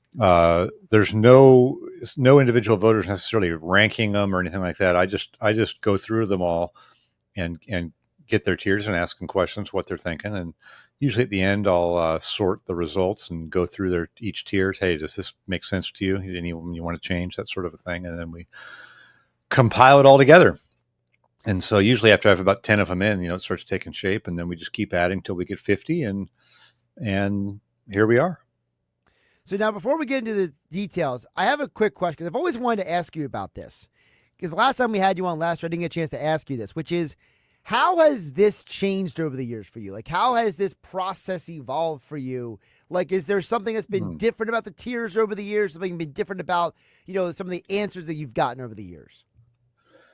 I think there's two things. One, it's gotten easier for me to do just because I've done it. It's established, and I know a lot more people as we go along. And then the other thing is, I think now, the prototypical quarterback was always just a pocket passer. And I still think winning from the pocket is what separates a lot of these guys. In order to do that, to really go far in the playoffs and that sort of a thing, it's very helpful. But I think if you don't have mobility, could be held against you a little bit. And I don't think that was always the case. That's a very interesting delineation right there. So let's get into these tiers. So I think most people would agree about the top four, right? The top four is pretty straightforward. Mahomes, Burrow, Allen, and Lamar. Those are the top four. But what I think is interesting is number 5 is Matthew Stafford. And I think it's very interesting, Mike, because of the news going on with Stafford right now with the back epidural. Is he going to be available or not? So that kind of gives folks an idea that other teams, other executives, other people around the league view him so highly that this guy literally could make or break not just the Rams season, but potentially the entire NFC. It could affect it. Yeah, I don't think the opinion on Stafford has fundamentally changed. He just sort of inched across the tier 1 line. I think he got 5 more votes in tier 1 than he did last year. He got 26 this year, which is what you need to make tier 1, right? It's a majority into tier 1. But I think, remember, the voting panel changes a certain amount every year too. So he kind of moved across state lines, but maybe only moved 100 yards. I think he's still sort of a low 1, high 2, but very well respected player. And yeah, the epidural, that stuff's concerning. Now, I would be fascinated to see though, because they have Jimmy Garoppolo, and maybe he's done. I don't know, but he was pretty good with Kyle Shanahan. Could Sean McVay get anything out of him? I think would be interesting to see, as much as the Rams hope it doesn't come to that. Now, in tier 2 is where a lot of Eagle fans are curious, Mike, because, Jalen Hurts lands into the tier 2. Now, I'm just going to read for the audience just a quick synopsis, because I don't want to give away the whole article. Folks can go to The Athletic and read the full article. But the tier 2 is a quarterback who can carry his team sometimes, but not as consistently as tier 1. So with that definition, what is the perspective of people around the league about Jalen Hurts, who you have listed as tied for 9th? Yeah, so solidly in tier 2. I think he's very well respected. I think people like him. They love the competitiveness he brings. Obviously, he's a good dual threat player who's improved as a passer. No doubt. That's sometimes, it used to be if you couldn't pass in college, they doubted whether you could ever develop. And I think he's clearly developed. But I do think there's a line between him and those top guys that you feel a little bit more comfortable putting it all on Josh Allen or obviously Mahomes or Burrow, those guys. And even at the top of tier 2, where we have Jaden Daniels, Justin Herbert, Jared Goff, CJ Stroud, those are all like top 5 pick type guys, maybe perceived to have a little bit higher ceiling. They haven't won as much as Jalen Hurts has won in most cases, and really in all their cases. But I think there's an acknowledgement that, with Hurts, there's probably a happy medium where he rises up and makes some plays for you, but it's not on him all the time. And he's had that luxury a little bit. Last year, they obviously took the ball out of his hands and rode the run game. And that's okay. I mean, he showed up and won the Super Bowl, but you can obviously win it all with him and a really good team. But if you took him off of that good team, maybe he would bog down a little bit more than some of those guys in tier 1 would. Now, you just mentioned an important part of the conversation. Mike Sando from The Athletic joining us here on 97.3 ESPN. You mentioned about Jalen Hurts and the winning, that he's done more winning than some of these guys. Well, we've always were told for years, the goal of sports is winning, right? That's the end goal. It's the ultimate goal. But now we're almost creating a dynamic where it's like, well, if you're winning, it's not enough. Like, why is that? Well, just how you win. I mean, we're not. If you want to just do the winningest quarterbacks, just go print a that print them out by their record, right? That we know that the first thing you'd get is a bunch of people saying QB wins aren't a quarterback stat, right? They are to some degree, but there's a lot of things that go into that. So, like if you look at Joe Burrow's team, bottom 5 on the defensive side of the ball, and he's throwing the ball all over the yard just to get him to be 9 and 8. That's probably harder than the job that Jalen Hurts had, right? So I think people can see that. How you win is part of that. Look at Lamar Jackson. This is his first year in Tier 1. You go, wait, this guy's a multiple-time MVP. Yeah, there was a huge gap for him between how he played in the regular season and the postseason, and also it took him time to develop as a passer, which is a critical component of being in Tier 1. The ability to handle pure pass situations expertly. Pure pass situations means we have to throw the ball. Which is what the game oftentimes gets reduced to in its toughest moments. Not everybody does that as well. And I would say, Hurts is okay at it, but does a lot with his legs.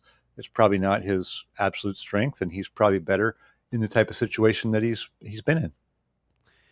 What is it about Jaden Daniels that people like so much that has elevated him to this point? Well, one, he has incredible poise. I think people saw that. I think that he is out of college already a really good passer. One of the people I talked to said he may be the best passer in our division. That was quoted somebody who plays for a team other than Washington in the NFC East, which isn't saying much for some of those teams. But when you talk about Dak Prescott, he's been a good player for 10 years. He was second in MVP balloting 2 years ago. So right away, a good passer, plus he's rushing for 800 yards, plus he's going to the NFC Championship game with a bottom 10 defense. Hard to do. You don't usually see that happen. Rare is the quarterback, who can do that without more defensive support. So we'll see. They didn't put him in Tier 1 because you got to back it up. You're going to come back next year. There's going to be a long grind of a season. You're going to take hits. The defensive coordinators are going to be way better prepared for you. They're going to have all the film, and they're going to have a game plan for you that's better than the one they had last season. So that's why I think we'll see if he can maintain that, because we've had a couple of other guys. C.J. Stroud debuted really high and then came back a little bit. And Justin Herbert, people would have bet everything he would have been Tier 1. After, I believe, 2021 season, he was super high, top of Tier 2, and he's just kind of stayed there. Mike, on your list here, you have Jared Goff, average vote 2.1, Jalen Hurts 2.2. From your observations, what was the delineator for some of the voters between Goff and Hurts? Well, Goff just a much more fully developed passer, I think, and you can see that in the passing numbers and the volume passing, right? I mean, I think he leads the league in touchdown passes over the last 3 years. I was surprised he didn't come down a little bit. Not that he deserves to based on his play. I thought some people would say, Ben Johnson out of there. We'll see what's going to happen with you, Jared Goff. And that really wasn't it. I felt like he got his due. So that'll be a great one to check at the end of this next season. Let's look at quarterback tiers next year and see if Goff is still ahead of Jalen Hurts. Mike Sando from The Athletic joining us here. The quarterback tiers list is out over at The Athletic. Who was the guy on this list that maybe surprised you going into it? Like maybe you thought he would be higher or lower, but then when you started getting the feedback, you realized, wow, the perspective on this guy is a little different than I expected. That's a great question. I am generally not too surprised because I'm so close and in the middle of it, and I do this every year, so I can kind of see where guys are going to go. Here's the things that were interesting to me. Stafford, getting a little bit bump into Tier 1. Goff not going lower. I think Purdy being a little bit lower. You could go two ways on that. Like it fell apart around him, and he was still decent. He was still pretty good, but people docked him a little bit. I think Rodgers getting votes in 4 different tiers. I mean, that shows you people are all over the place with him, and I think that's rightly so. I mean, I think he'll probably play like each one of those tiers at certain times, probably this coming season. Sam Darnold was interesting. Like, did Seattle get better or worse? Swapping out Geno Smith when they didn't have to, and those two guys are real close. They're like one or two spots away, one spot away, I think, in the rankings. So I thought that was interesting. And then, Caleb Williams, I thought there were a lot of concerns expressed about him. To have him be the 4th quarterback from the 2024 draft class in this, it doesn't mean too much usually after 1 year because some of the guys haven't played that very much, J.J. McCarthy or Michael Penix. But I thought there was a lot of optimism expressed about Jaden Daniels, about Bo Nix, and even to some extent Drake May, well, there were questions about Caleb Williams and his ability to process the game quickly. That stood out to me. If I can backtrack to Brock Purdy for a moment, because, we were doing a fantasy football segment the other day here on 97.3 ESPN, and we were talking about the fact that, Purdy has been this, reliable, consistent guy in real-world football and fantasy football. And it kind of gets overlooked because, like you said, the perspective was the 49ers fell apart. So, for you, when you are observing Purdy, how much do you think this year is kind of going to determine the trajectory of how he's viewed? Because this is now going to be the year after the mess. And he got paid. Right. So getting the contract he got gives him a couple of years, right? We've seen that with Tua, and some of these guys who have had up and down or injured or weren't as good. He gets a little bit of a time. I think Brock Purdy is probably going to be about what he is. I think he's a good quarterback, especially for that offense, but you're not fearing him. You're not fearing facing him. You're respecting him.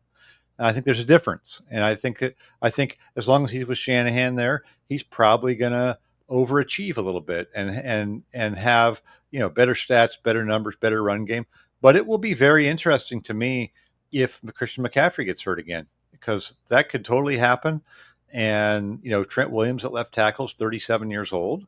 And then George Kittle's up there and takes a lot of hits. Deebo Samuels is not there anymore.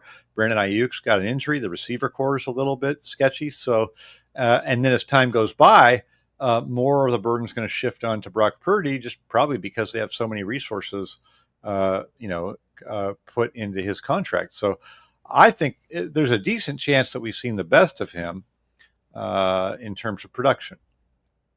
Mike, before I let you go, I got to ask you about some of the guys at the bottom of the list, because this week here in Philadelphia, we're going to see the Browns and the Eagles having inter-squad practices, and they got the Browns this weekend.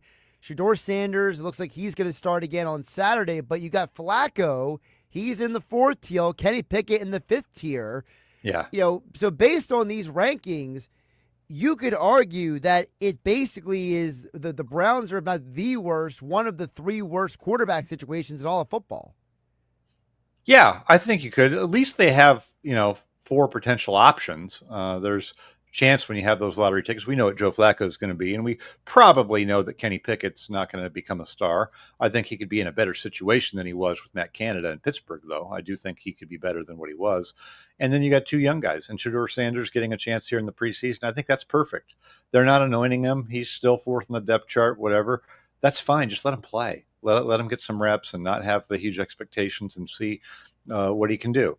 Yes, it is not a good situation right now, but at least they do have 2 young guys that they drafted. That gives you a chance to have something over the next couple of years. I think, Indy is one that's a little bit troubling just because they use a top 5 pick, on Anthony Richardson, and he's struggled so much. It's not Shedeur Sanders and Dylan Gabriel are 3rd and 5th rounders. That's not the same sort of a thing. So there's a lot riding on Richardson, and it doesn't look good. And then your backup is your fallback is Daniel Jones, which we sort of know what he can be too. He can be fine, but probably not better than that. No, definitely not better than that. And also, we don't know what Daniel Jones looks like without Brian Daboll coaching him. He's Mike Sando, of course. Give him a follow over on Twitter X platform at Sando NFL. The full list of the quarterback tiers is at The Athletic. If you are not a subscriber, well, you should be like me and be a subscriber to get all the great coverage. Don't forget about the book, The Football 100, for all your football history. I probably have read that book multiple times at this point, Mike. You guys did a great job with that book. So it's right there. There it is, right over your shoulder. Absolutely. Mike, appreciate you jumping on. Keep up the great work. Thank you. Appreciate it.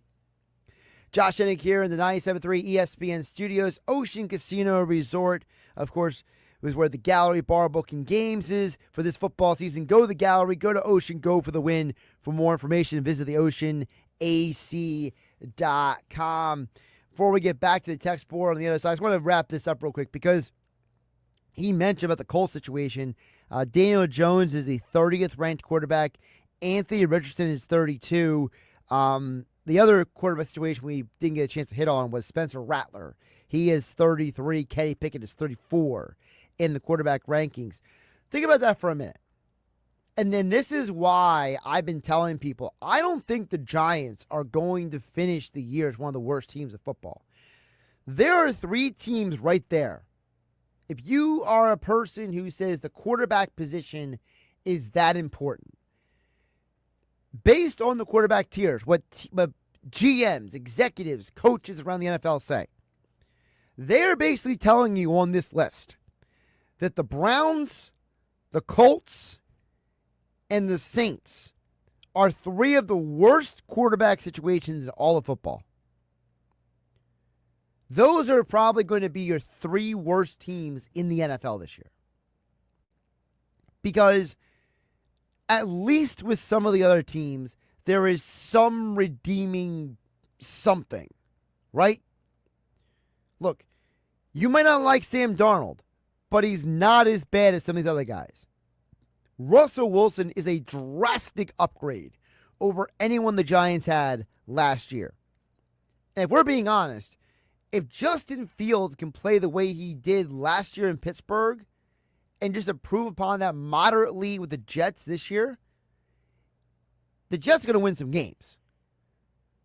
So then it really comes down to how bad is the Colts roster compared to other teams? Is Joe Flacco going to be able to be productive? And Spencer Rattler, I just don't have a ton of confidence in that situation. I mean, New Orleans feels like they're probably trying to tank for Arch Manning next year. What was that term? The March for Manning? Is the term. But back to Jalen Hurts before we get out of here.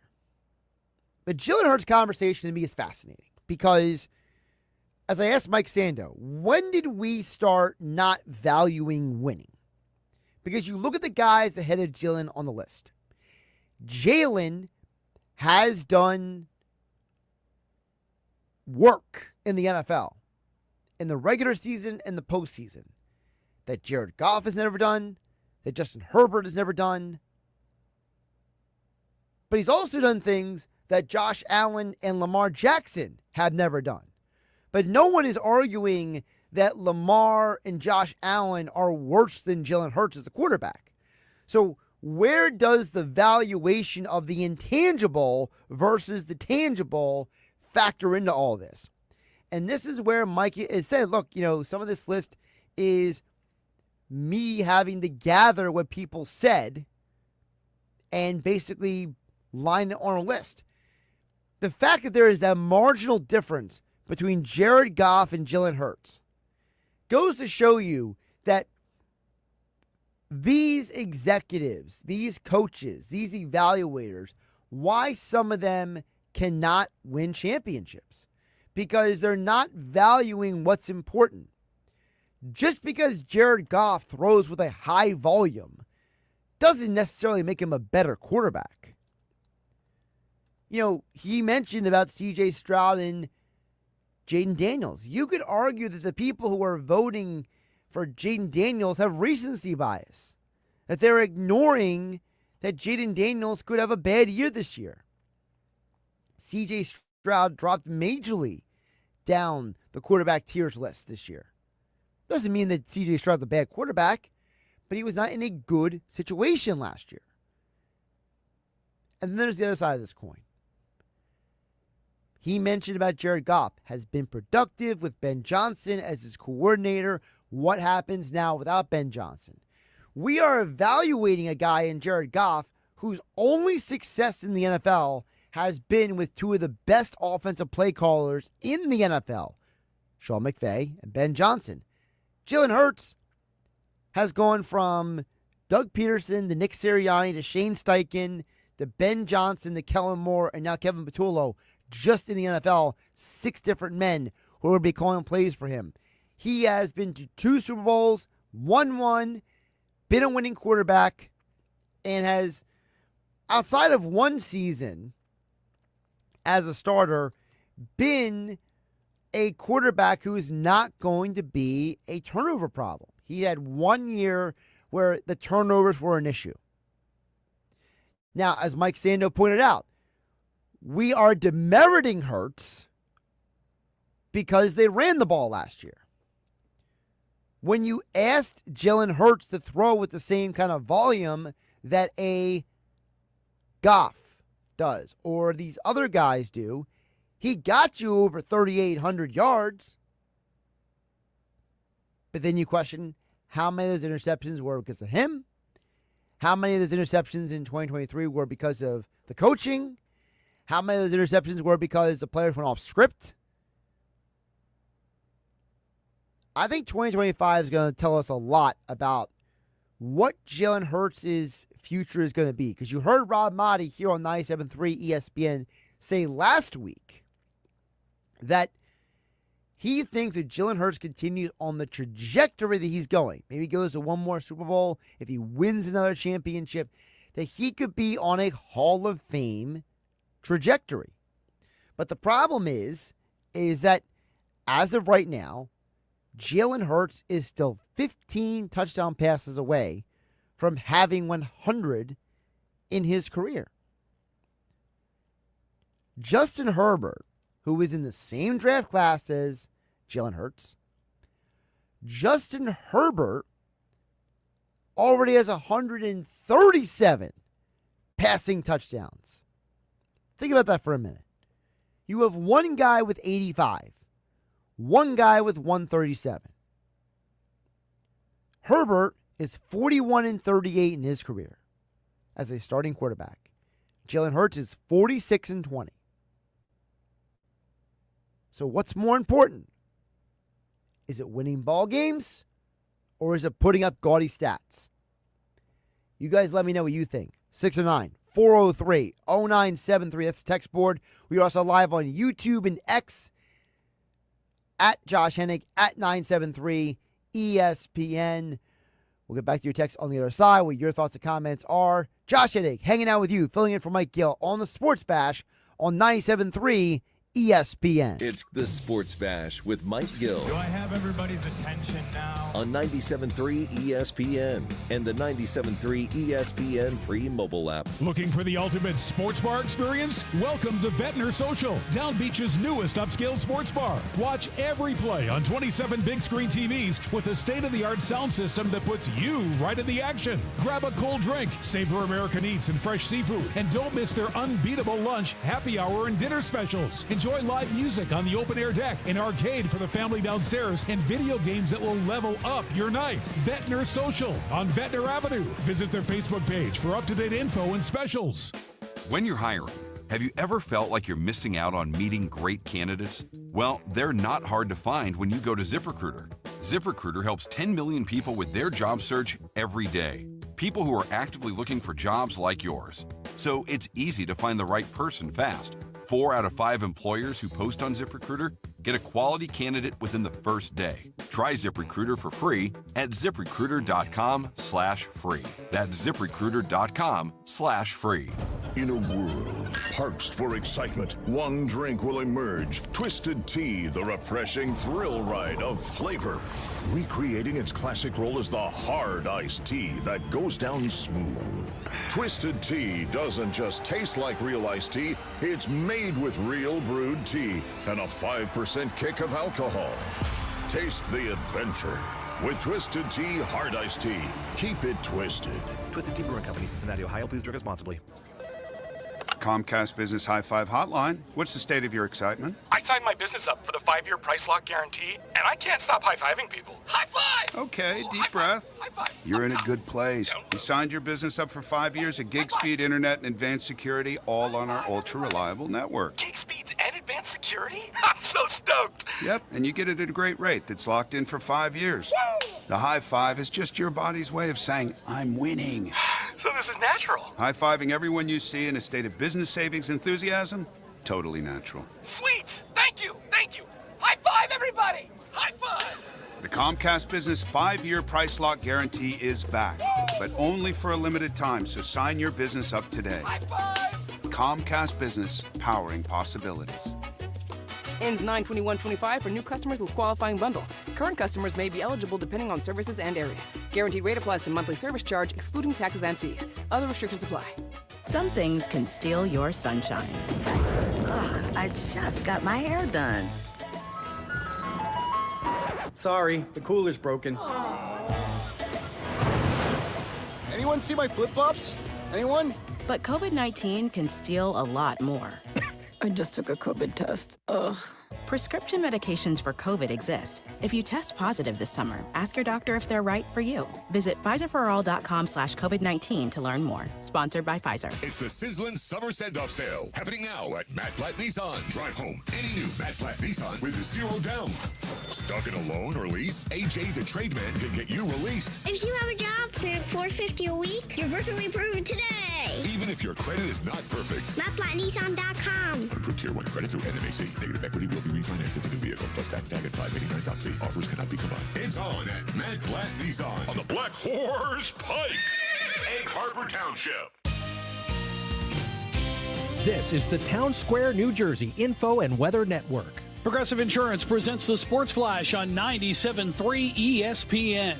Philadelphia guard Landon Dickerson will undergo a procedure for a meniscus injury on his right knee, considered week to week, with the hopes of returning for the Eagles' Week 1 matchup against the Cowboys. Offensive guard Kenyon Green did suffer a shoulder injury, will likely miss the rest of the preseason. The Eagles will host the Cleveland Browns Saturday for their second preseason game, and the teams will hold 2 joint workouts this week on Wednesday and Thursday. The Phillies continuing their series in Cincinnati tonight against the Reds, winning 4-1 on Monday and have now won 4 in a row and 7 of 8. They extend their lead in the NL East over the Mets. Kyle Schwarber hit home run number 42 on the season. Tonight, Ranger Suarez will start. He's 8-5. Brady Singer will go for the Reds. He's 9-9. Progressive Insurance, bundle auto and home, renters or condo, and save with Progressive. I'm Tony Desiri, and that's your Sports Flash on 97.3 ESPN. This is the story of the one.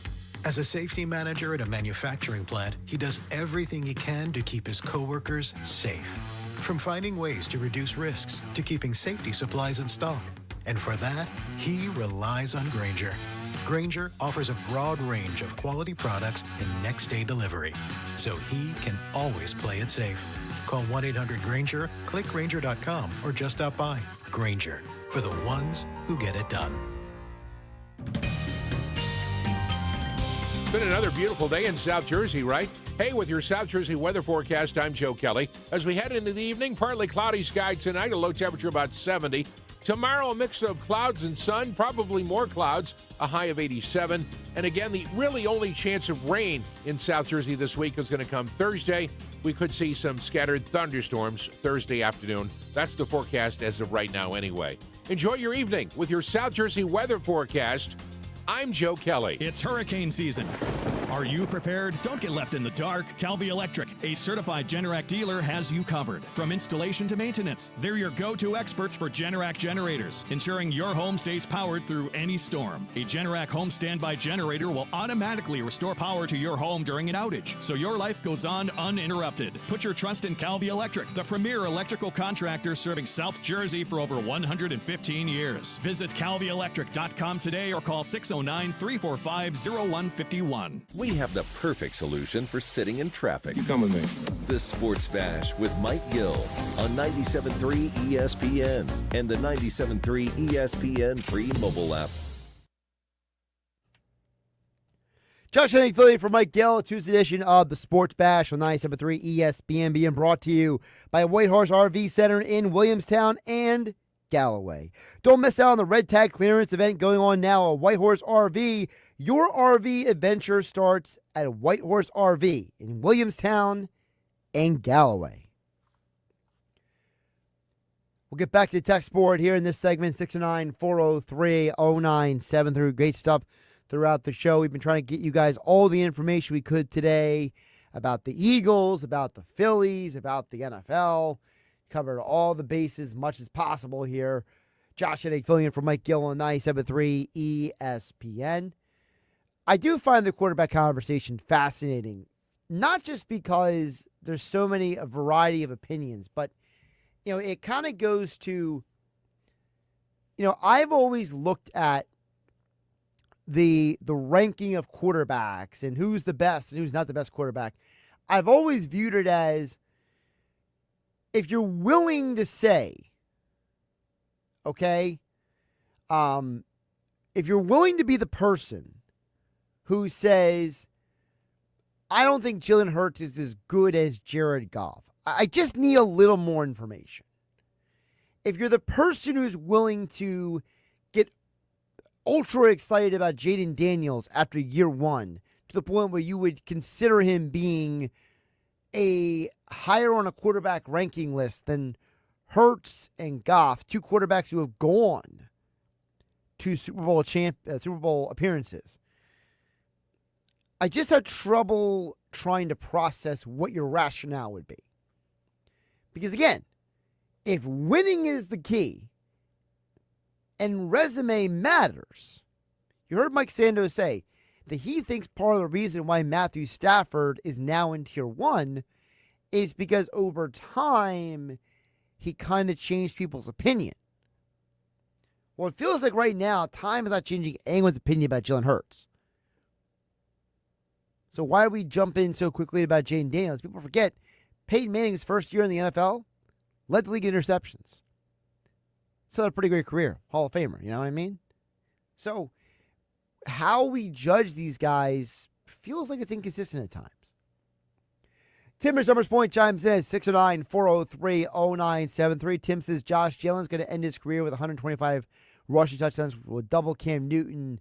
Nobody's ever going to touch that record, so he may have half the amount of touchdown passes, but he's going to have double the amount of rushing touchdowns of any quarterback ever. Well, if we project it out a little bit, okay, to your point about the rushing touchdowns, right now Jalen has 55. Jalen is 4 years into his starting career. I'm going to assume Jalen's probably got at least 8 more years as a starting quarterback. So if we're assuming that he had 55 rushing touchdowns in, let's go do the math real quick. Just give me 1 sec here. I'm just going to go by Tim as Summers Points idea here. All right. So 55, okay. We're going to times 8. So Jalen Hurts is currently trending to 160 rushing touchdowns in his career. Trending. Now let's go with the passing touchdowns. All right. So for his career, he has 85 passing touchdowns. So Tim at Summers Point, you actually undernumbered him. You put the number too low. You said 125. If you go by the metrics, he's projected for 160 rushing touchdowns in his career. Now let's go with the passing touchdowns. So if we project this out, he should finish with 255 passing touchdowns. Let's round that down to 250. Is that right, actually? Let me double check that. That doesn't sound right. Hold on 1 sec.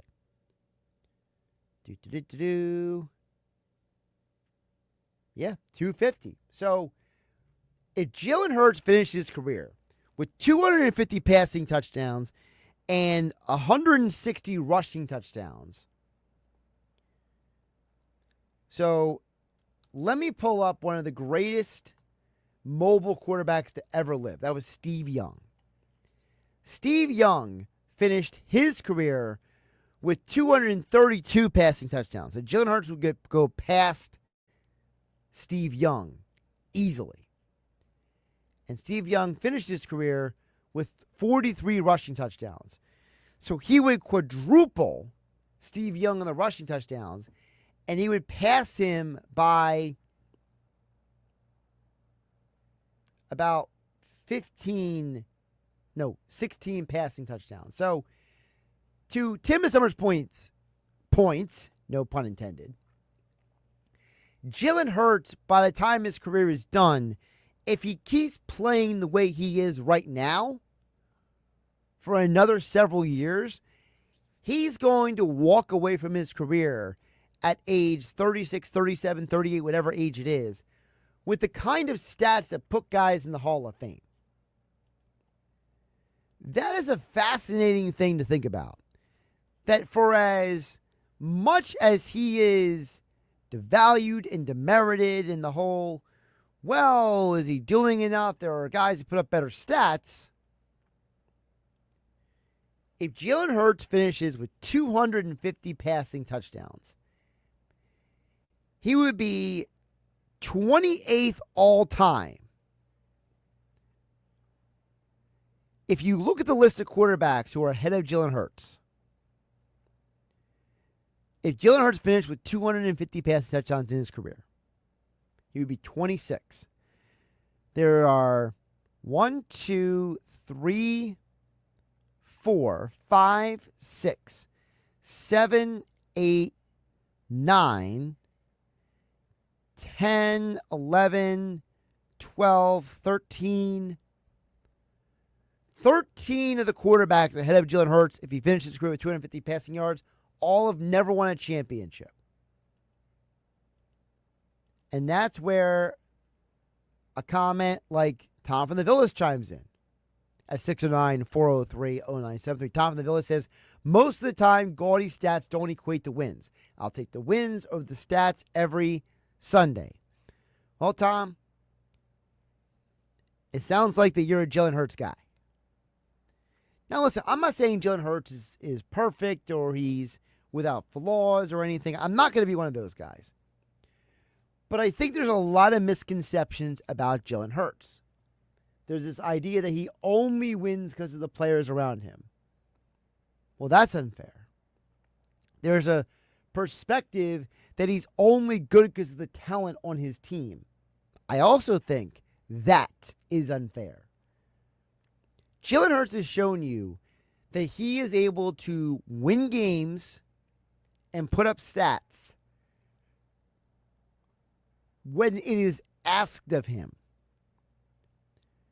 Now, again, no one is saying he is better than Mahomes or Josh Allen or Joe Burrow. But I think a lot of people say that he's not that far behind Lamar Jackson, a guy who's a two-time league MVP. But I think some people look at Jalen Hurts and they realize that Hurts has arguably one of the best deep balls in the entire league. If you are in a situation where, again, back to the original point, if you're telling me I'm taking Jared Goff over Jalen Hurts, what you're saying is that you don't actually care who's the better quarterback. You just care about the aesthetic of the quarterback. I think that's always been the demerit against guys like Lamar and Matthew Stafford. And that is, both of them are viewed as non-traditional quarterbacks in that Stafford is not risk-averse. Lamar is kind of like an amalgamation of Michael Vick and Randall Cunningham. And both of those quarterbacks were very misunderstood and only had their most success when they had the right coaches in their ear. I think where Lamar is a little better than those guys is Lamar has found Lamar Jackson has found success in multiple schemes, with multiple coaches, with multiple situations. So is Jalen Hurts. So while these guys might not look like traditional quarterbacks, as Mike Sando pointed out, the success they're having on the field is forcing people to change how they look at the quarterback position. Glenn from Mesquite chimes in at 609-403-0973. He says the Saints are trying to draft Arch Manning. It's the March for Arch.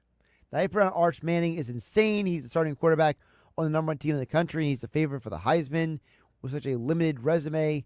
In this case, it's all about the name on the back of the jersey. I'm looking forward to seeing if he has the goods. That's from Glenn in Absecon. Well, two things there, Glenn. One, to me, I think he has the goods. But the hype, you're right, is absolutely insane because Arch Manning could have the exact same college career as Peyton Manning, but people will treat it like it's a failure because that's what they did to Peyton at Tennessee. Peyton couldn't beat rival Florida at Tennessee. Peyton never won a national championship at Tennessee. Peyton supposedly came up short in big games, but he was still the number one overall pick because Peyton was able to do what he did in college, learn from it, elevate, and become one of the greatest quarterbacks of all time. I think that at the end of the day, when it comes down to the reality that Arch Manning is going to be a very good college quarterback. I think the bigger question is how much what happens in college translates to the NFL anymore. We have so many first-round draft picks who become busts. Your Zach Wilsons, your Josh Rosens, there's so many of them. I mean, who do you want to go with? I mean, back in the day, it was Achilles Smith. In more recent years, it was Trey Lance. So Manning could be the goods. You could have it all, Glenn Epstein, but he could still be a major letdown in the NFL. Josh from Delaware chimes in. He says, we have to back down Jalen Hurts' rushing career totals considering when they banned the tush push. Well, my only pushback on that, Josh in Delaware, is I would have to look up and see how many of his touchdowns are from the tush push. Because, remember, that tush push is not always a goal line move. Let's see here. So, there is one website that says, now, I've never heard of this website before, so I don't know, but it claims 33 of his 55 career touchdowns are using the tush push. Let me try to find another source here. Let me see here. Yeah, that's not doing any good. All right, well, I would say that if the tush push gets banned, which we know it will be at some point, I would say that if 33 out of 55 are for the tush push, so let's just take the 22. All right, there's 22 left over. So let's do the math on that. So,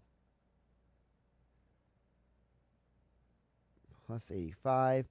So the projection then, if you take out all the tush push touchdowns, Jalen Hurts is on track to finish his career with still 129 rushing touchdowns. Still a lot. Still pretty good. So I don't know, Josh in Delaware, if taking the tush push away is really going to negatively impact him as much as maybe we think it will.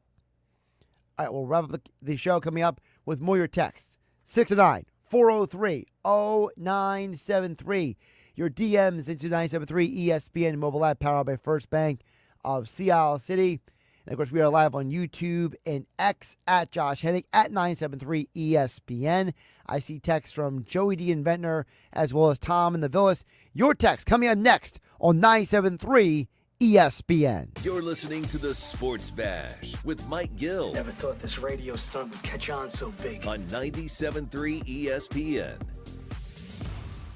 With GMF financing to qualified buyers excludes Traverse and Corvette excludes prior sales. Here comes the big one, the once-a-year summer clearance at Bennett Chevrolet. We've got to move every vehicle immediately to make room for next year's models. So while they last, get here now and get your new Chevy at the true GM supplier employee price. Plus, you keep all the rebates, saving you up to 20%. That's 20% off. Stop and think about how thousands of dollars 20% off can be on your new vehicle if you get to Bennett now.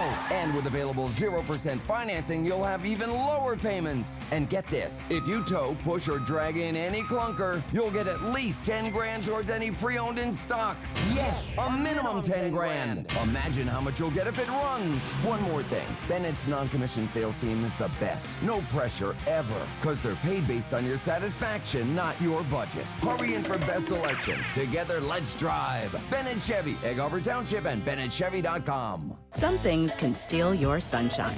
Ugh, I just got my hair done. Sorry, the cooler's broken. Anyone see my flip-flops? Anyone? But COVID-19 can steal a lot more. I just took a COVID test. Ugh. Prescription medications for COVID exist. If you test positive this summer, ask your doctor if they're right for you. Visit Pfizerforall.com/COVID-19 to learn more. Sponsored by Pfizer. O'Reilly. Protect your vehicle's engine with Mobil 1 Full Synthetic Motor Oil at O'Reilly Auto Parts. Purchase 5 quarts of select Mobil 1 Full Synthetic Motor Oil and get up to a $15 gift card after rebate. Find the synthetic oil that's right for your vehicle and budget. Shop your local O'Reilly Auto Parts store or O'ReillyAuto.com. O'Reilly Auto Parts. Contact Tax Relief Helpers for details and restrictions. Attention, anyone that owes money to the IRS. Every day, your unpaid tax debt gets bigger and bigger from daily interest. The longer you wait, the more you will end up paying. If you owe $10,000 or more, now is the time to settle your debt before the IRS takes aggressive action, like taking your wages or property. A special toll-free number has been established so you can stop penalty fees, avoid liens, levies, or other hostile measures by the IRS. Call Tax Relief Helpers right now. I got behind on my taxes and owed $48,000. I called and they got my bill lowered to just $3,500. I owed $87,000 in taxes, and it was scary. I got the amount I owed down to just $3,500. I saved $83,500. If you owe money to the IRS, don't wait another day. Your tax debt gets bigger and bigger from daily interest. Call right now before the IRS enforces liens, levies, or other aggressive measures. The call and consult are absolutely free. Call now. Call 800-972-4215. 800-972-4215. That's 800-972-4215. Do Crohn's disease or ulcerative colitis symptoms keep coming back?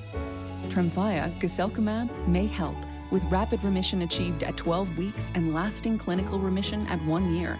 Some even saw visible improvement of their intestinal lining at 12 weeks and 1 year. Tremfya is a prescription medicine used to treat adults with moderately to severely active Crohn's disease and adults with moderately to severely active ulcerative colitis. Serious allergic reactions and increased risk of infections and liver problems may occur. Before treatment, your doctor should check you for infections and tuberculosis. Tell your doctor if you have an infection, flu-like symptoms, or if you need a vaccine. Healing is possible with Tremfya. Approximately 3 out of 10 patients were in endoscopic remission at 1 year, based on areas visualized on colonoscopy, which may not represent the deeper bowel layer or entire GI tract. Individual results may vary. Ask your doctor about Tremfya today. Call 1-800-526-7736 to learn more or visit tremfyaradio.com. This is the story of the one. As a safety manager at a manufacturing plant, he does everything he can to keep his coworkers safe. From finding ways to reduce risks to keeping safety supplies in stock. And for that, he relies on Grainger. Grainger offers a broad range of quality products and next-day delivery, so he can always play it safe. Call 1-800-GRAINGER, click Grainger.com, or just stop by. Grainger, for the ones who get it done. It's the sizzling summer send-off sale happening now at Matt Platt Nissan. Drive home any new Matt Platt Nissan with 0 down. Stuck in a loan or lease? AJ the Trademan can get you released. If you have a job paying $450 a week, you're virtually approved today. Even if your credit is not perfect. MattPlattNissan.com. Approved Tier 1 credit through NMAC. Negative equity will be refinanced into new vehicle. Plus tax tag and $589 fee. Offers cannot be combined. It's on at Matt Platt Nissan on the Black Horse Pike, Egg Harbor Township. You're listening to The Sports Bash with Mike Gill on 97.3 ESPN and the free mobile app. All right, Josh Hennig wrapping up the Sports Bash, filling in for Mike Gill here on 97.3 ESPN. Let's finish the show with your the comments. 609-403-0973. Joey D. and Ventnor chimes in. Says, Josh, you're absolutely right about Hurts. He keeps overcoming coordinators, arguably top 5 talent and wins.